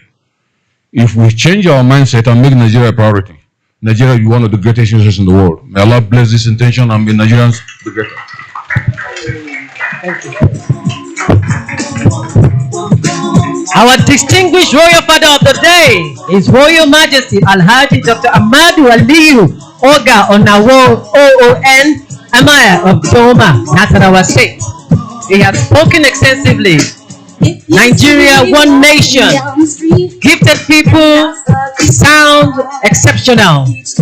Nigerians with creativity, with exceptional capacity to excel. May we make Nigeria work, because we have to hand over to the next generation of children who will take care of this country, this space called Nigeria. We are grateful, Your Royal Majesty, our father of the day. And now, ladies and gentlemen, let's quickly make a beautiful announcement. In fact, this woman, I want us to really clap for her, because it's not easy.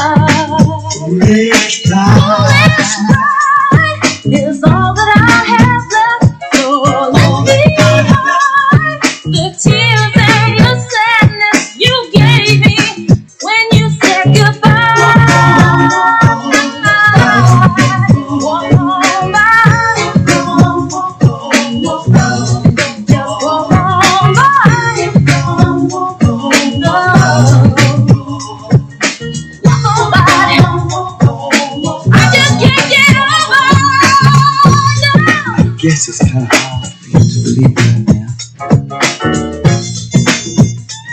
You're gonna get over it. It just takes a little time. That's all. Time.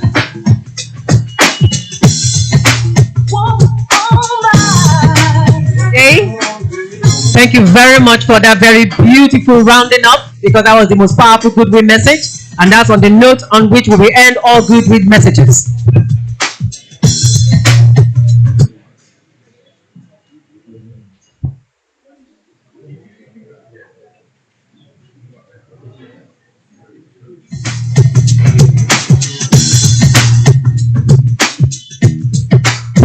All right, now that our Royal Majesty has seated, it is now time for me to invite for the closing remarks by the co-chairman. Ladies and gentlemen, let's make welcome to this platform.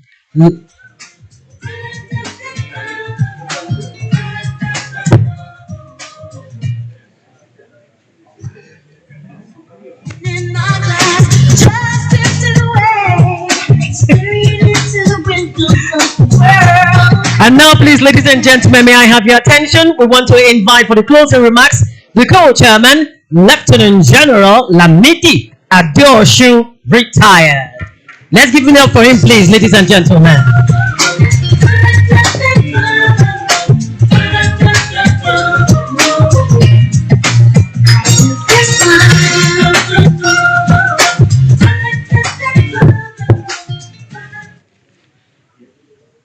Before I start, let me correct a statement made by the compare at the beginning of the program. They referred to me as the only Lieutenant General in Nigeria that was promoted without being the Chief of Army Staff. I just want to correct that. If you had said 10 times, if you had qualified it, it would have been better. We had some that were not Chief of Army Staff, but were Lieutenant Generals. Some are still living as we speak. But in recent times, whenever you mention, just put in recent times. Thank you very much.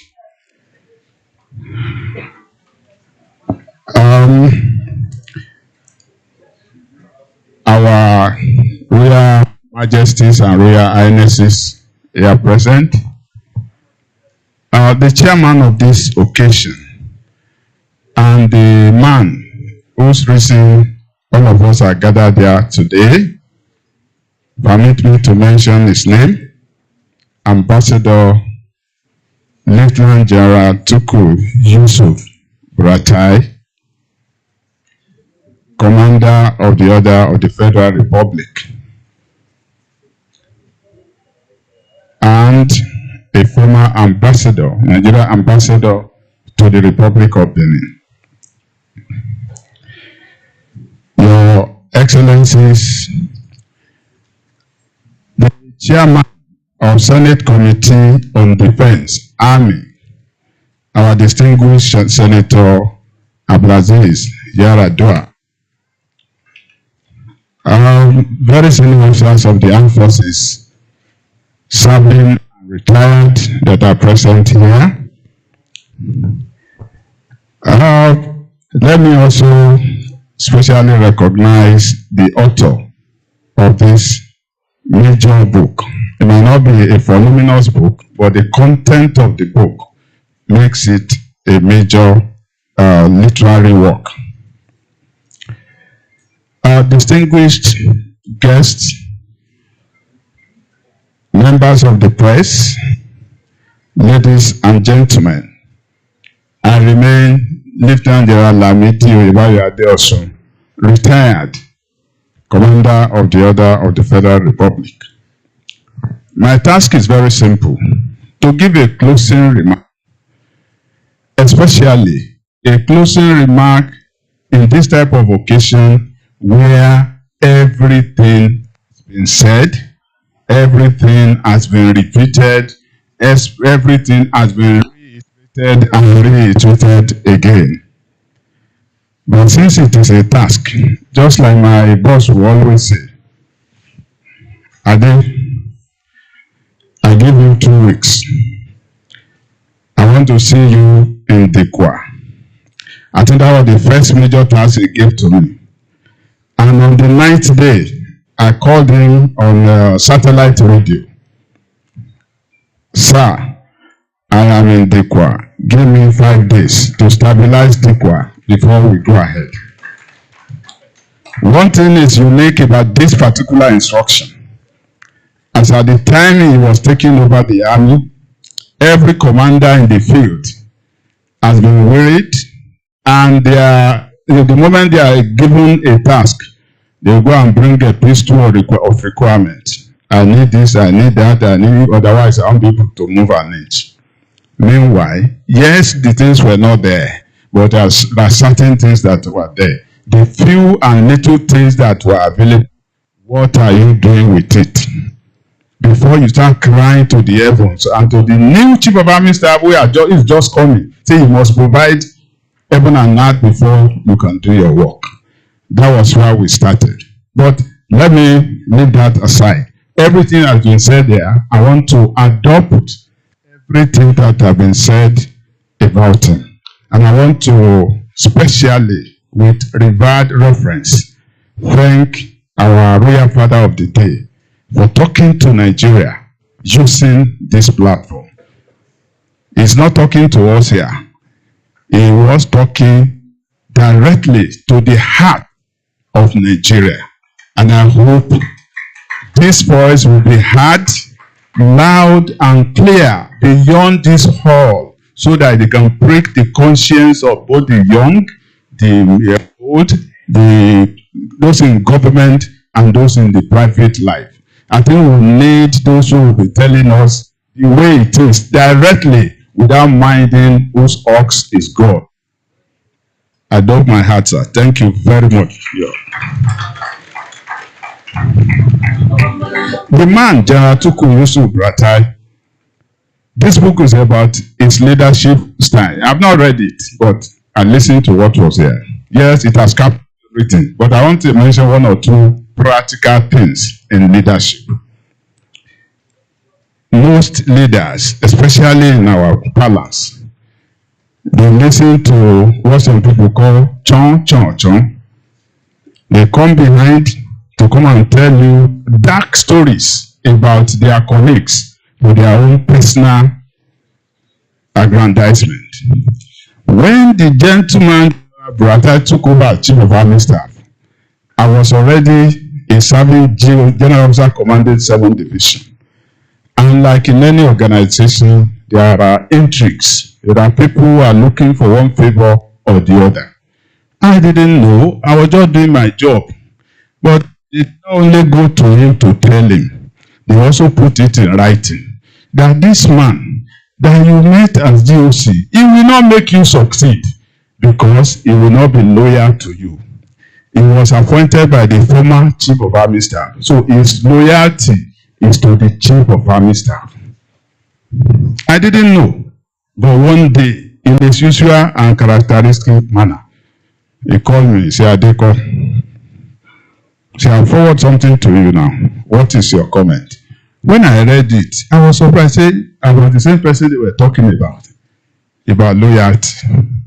I just told him, I said, sir, yes, I was appointed by the former Chief of Army Staff.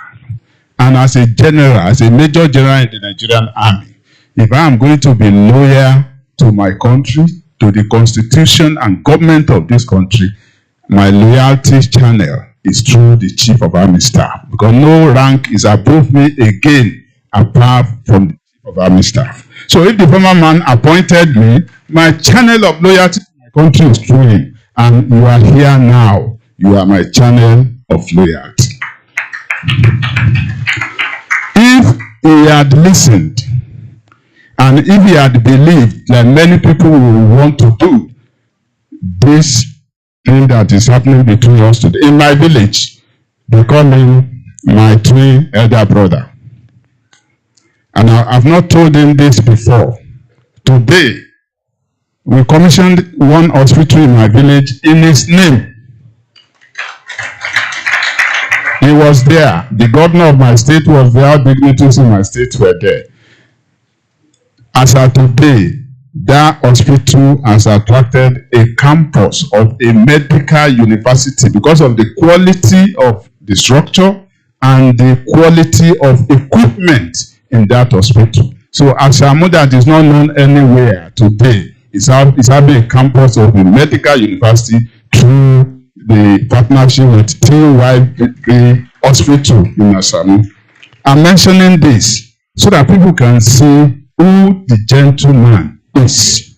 Is a unique Nigerian. My Igbo brother, Ezugu, who I call co-warrior with my other co-warriors here, came here and said it without anybody prompting him.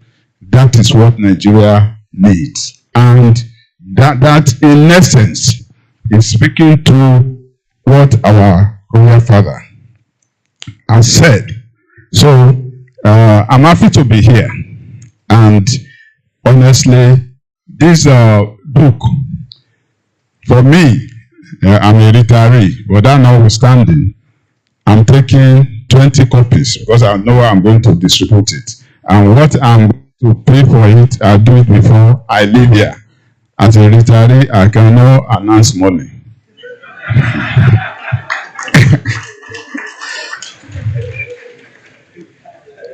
Then every time people will be talking of leading from the front, leading from the front. Let me also give an example. When we stabilized the QUA, busted the IED making factory, stabilized the palace everywhere, we continued towards Lugumani. We got stuck because of rain and IED and what have you. Then my boss came all the way from Abuja and said, look, I want to go and see your troops. I made usual arrangement for escort and everything. Alas, as we passed Dikwa, or even before, no, between Mafa and Dikwa, we ran into an ambush. A general was shot in that ambush, a soldier was killed, and all what have you. As we halted, I turned to my boss, we were in the same car. I said, sir, you are going back from here. Leave this bastard. He said, go back to where? I said, if you don't want to go back to my Maiduguri, please go back to Dikwa. Because I know Dikwa is safe. But leave me with this bastard, and when we clear them, I will send a message. He said, GOC, I'm going nowhere. We'll handle this together. And sincerely, we did the clearance together. The rest is history today. That's a typical example. That's a typical example of leading from the front.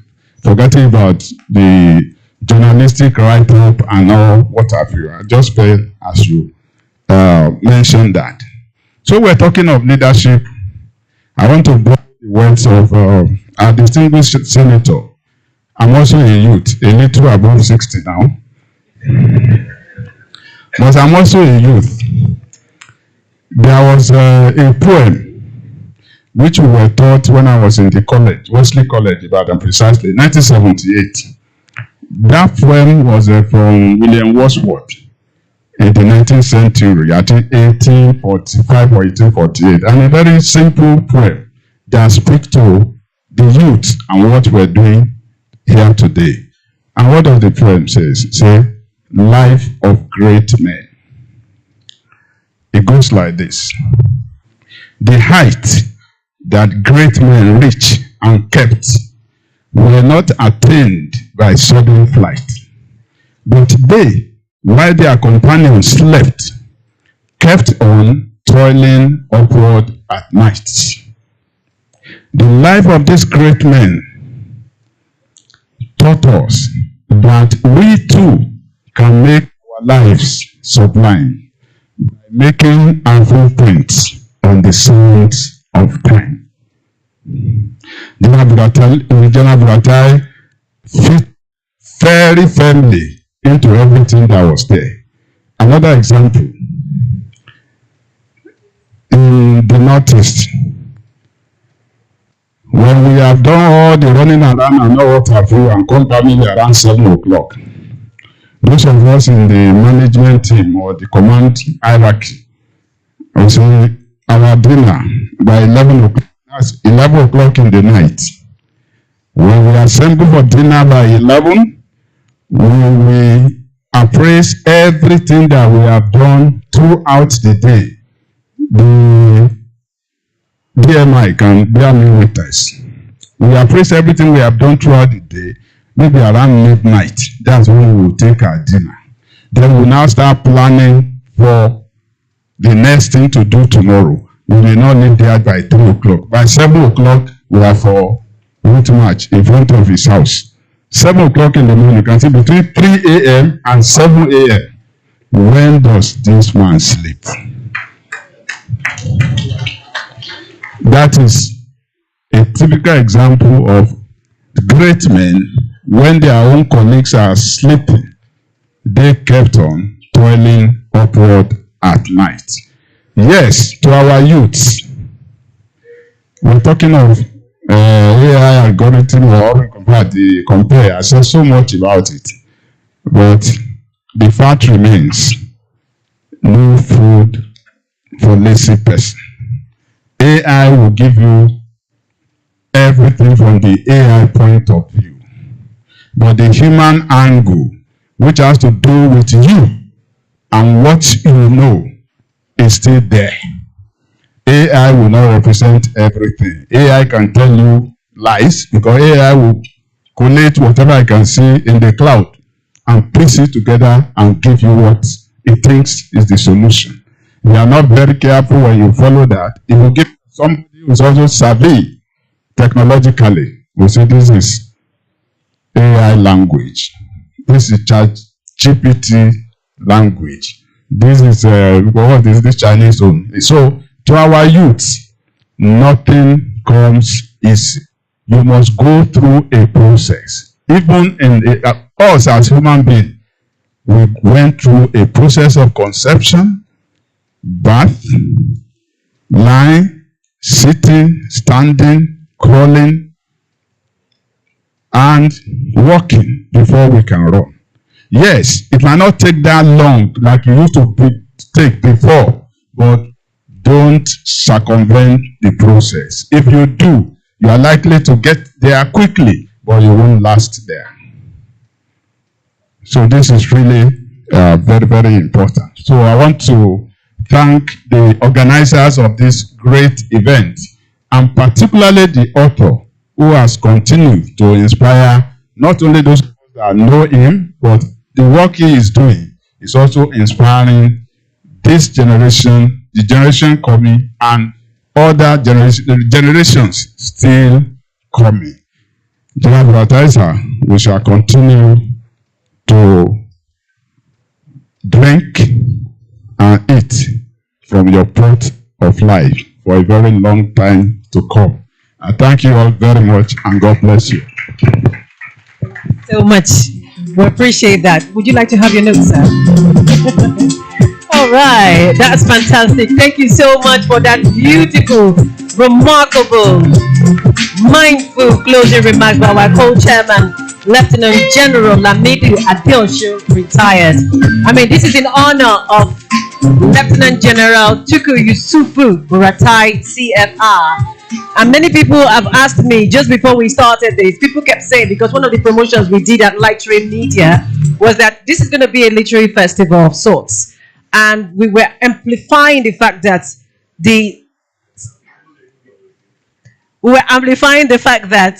the general himself is an outstanding supporter of literature. Many people didn't know that. They were unaware. I was in a WhatsApp group and I had to start defending you. It was so much work. You should give me that job to make it amplified further. I would do very good at it. But that is the point we're making. Just in case you don't know, how many of you are aware of the TY BURATAI Literary Initiative? If you know it, I will give you something now. You know it, sir.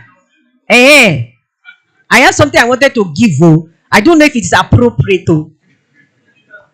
Is that my book that is there? I only wanted to give one. Is there? It's in nylon. Did somebody collect the book? Distortion. That my book. I wanted to give it specially to recognize him. Anyway, somebody took it. How can they take it? It's here. 3 of those books. The one in your hand, there is one. They're taking it. God is seeing also. All right. So let me make this really clear. Then you also have the Young Adult Literary Prize for our young people here. This is why we invited you. Oh, this is it, eh? Oh, that is a good one. Somebody actually opened it. This thing was in packet. Sir, for just remembering that there's a literary event, because we needed to celebrate and bring this together. You've already taken one book from here. Ogami, am I allowed? Okay. I just wanted to give you because you answered it correctly. And we're all celebrating literature. Sir, this is for you. Incidentally. Thank you so much, sir.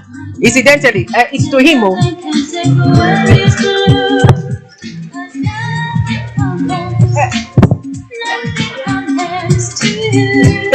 It's the same thing, eh? It's the same one. Okay, I wanted to be sure. Incidentally, that is my book. It is even approved by the Ministry of Education as the literature of study for students in secondary schools. Yes. So the reason why I brought that up was just to re-emphasize that our general is a supporter of literature. Imagine him bringing all of us like this.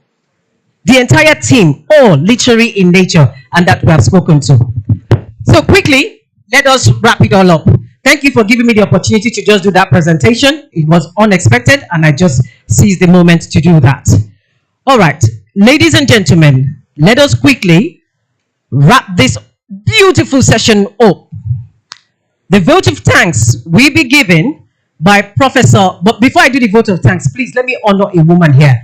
She's exceptional. This lady on her own has volunteered to make a donation of 500,000 naira. Please give it up for Aisha Ahmed Yusuf, CEO, Nampia Foundation. Please, Mana, can we see you? Where is she? I hope she has not left. Thank you so much. Let Una give her a round of applause. It's not easy. Thank you. We appreciate you. Thank you for that support. Aisha Ahmed Yusuf, CEO, Namtra Foundation. And now, ladies and gentlemen, let me invite for the final level of this great, spectacular event in honor of our general. The vote of thanks will be given by Professor Sani Umar of the Department of History, Diplomatic Studies, and Senior Lecturer at the Abuja Leadership Center, Thetford Center of the Excellence of Public Governance and Leadership. Ladies and gentlemen, please give it up for Professor Sani Umar.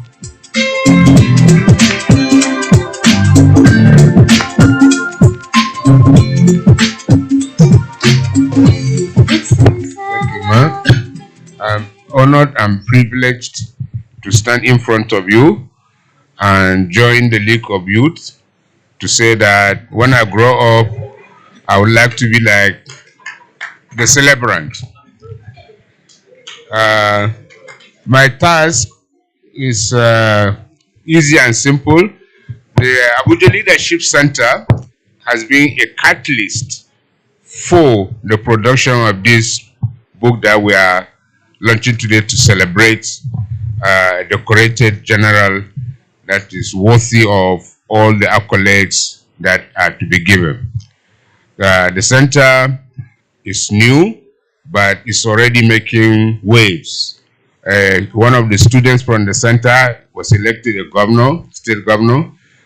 Former ministers have defended their PhDs, serving officers, major generals and so on, members of the center earning their PhDs. And I'm privileged to be the supervisor of the author for his doctoral dissertation at the center. So we are happy from the center to be associated with this great name that we are celebrating today. And you can see that the hall remains full up to the end of the event because it is an exceptional day. Thank you very much all for coming. Thank you all for contributing. And thank you all for sharing and for generously contributing to the outcome of this sharing of the book. There's not much word left for me to say, except perhaps to quote Juha, a comic character that was invited to the famous university in Cairo, Al-Azhar, to give a public lecture. So when he stood, he said, "Do you know what I'm going to say?" People said, "No, we don't know." The others said, "We don't know what you are going to say." So, "Well, you don't deserve it, go." And that was the end of the lecture. And then was invited, the people met and discussed. They said, "Okay, when he comes, we'll say, half of the audience will say we know, and the other half will say we don't know." So when they responded in that way, said, "Fantastic. Those of you who know should tell us who do not know."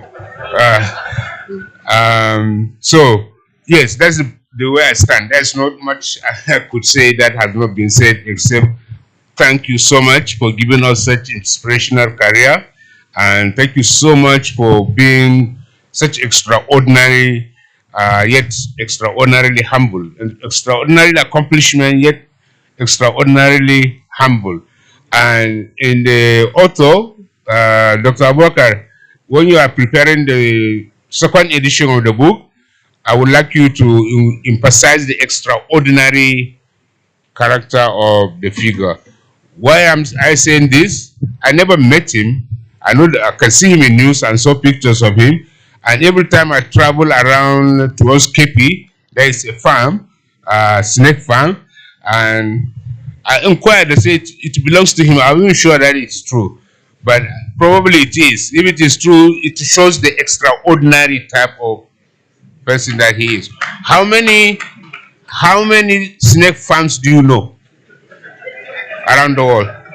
So it takes somebody of extraordinary, not normal, not ordinary, and to have the courage. If I see a snake, I will run as fast as I could. And I've wondered one day maybe I will venture into the farm and see what's going on there. But ladies and gentlemen, thank you so much. It's been a long day, but very rewarding one. And we are grateful for all of you who managed to squeeze the time and stay with us through the end. Above all, we thank the Almighty who made it possible for all things to happen. Thank you very much, and I wish you safe journey to your destinations. Next time you are thinking of learning more about leadership, check the Abuja Leadership Center. We will be happy to sit down and talk with you. Thank you so much. Have a good day all. Thank you so much, sir. We appreciate that beautiful vote of thanks. We love the teas in it. That's Professor Sane Ugma, the Department of History and Diplomatic Studies, and Senior Lecturer of Abuja Leadership Center, TETFL Center of Excellence of Public Governance and Leadership. And now, so that we will finally close the curtain, some final donations just came in. I need to quickly note the name properly for Madam Aisha that donated the 500,000. She's actually Aisha Ahmed Yusuf, CEO, Notra Furniture. So the spelling is now correct. Fantastic. And then also another quick donation just came through. Hey, people, we welcome it. We're not saying no. The more, the merrier. And this is from Engineer Konto Mafa Muhammad, the CEO of Mokon International Limited. And he has joyfully, graciously, happily donated the sum of 500,000 naira to this event, to the book presentation. I want to say it's been a pleasure and honor having all of you seated here from the very beginning, early since morning. Many of you were here 8 o'clock, some 8:30, some 9. I couldn't have thanked you all enough for being here. You honored us with your presence. We at Sprezatura Publishing Limited, the Abuja Leadership Center, as well as my organization, Light Rain Media, we want to say we could not have done this without you. We are grateful. I am Lady E. That is my brand. Lady E. Ejiro Umukoro. I'm the daughter of the granddaughter of a princess and prince. So we'll talk about that later on. But now, ladies and gentlemen, a very great, fantastic moment is here for us. It's about the photo sessions and other activities. So I would say, in one word, and I think I will leave this word with us to end it. And this is how we end it. When I say the word, we all say it together. You already know the word. We'll say that, and that will be the end of this event. And that will be the end of it. So, ladies and gentlemen, one Nigeria,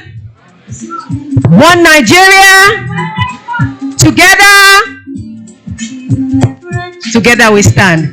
Once again, to the general, you are a general, and we thank you for your service. We appreciate you. Ladies and gentlemen, we finally come to the end of this event. God bless you all.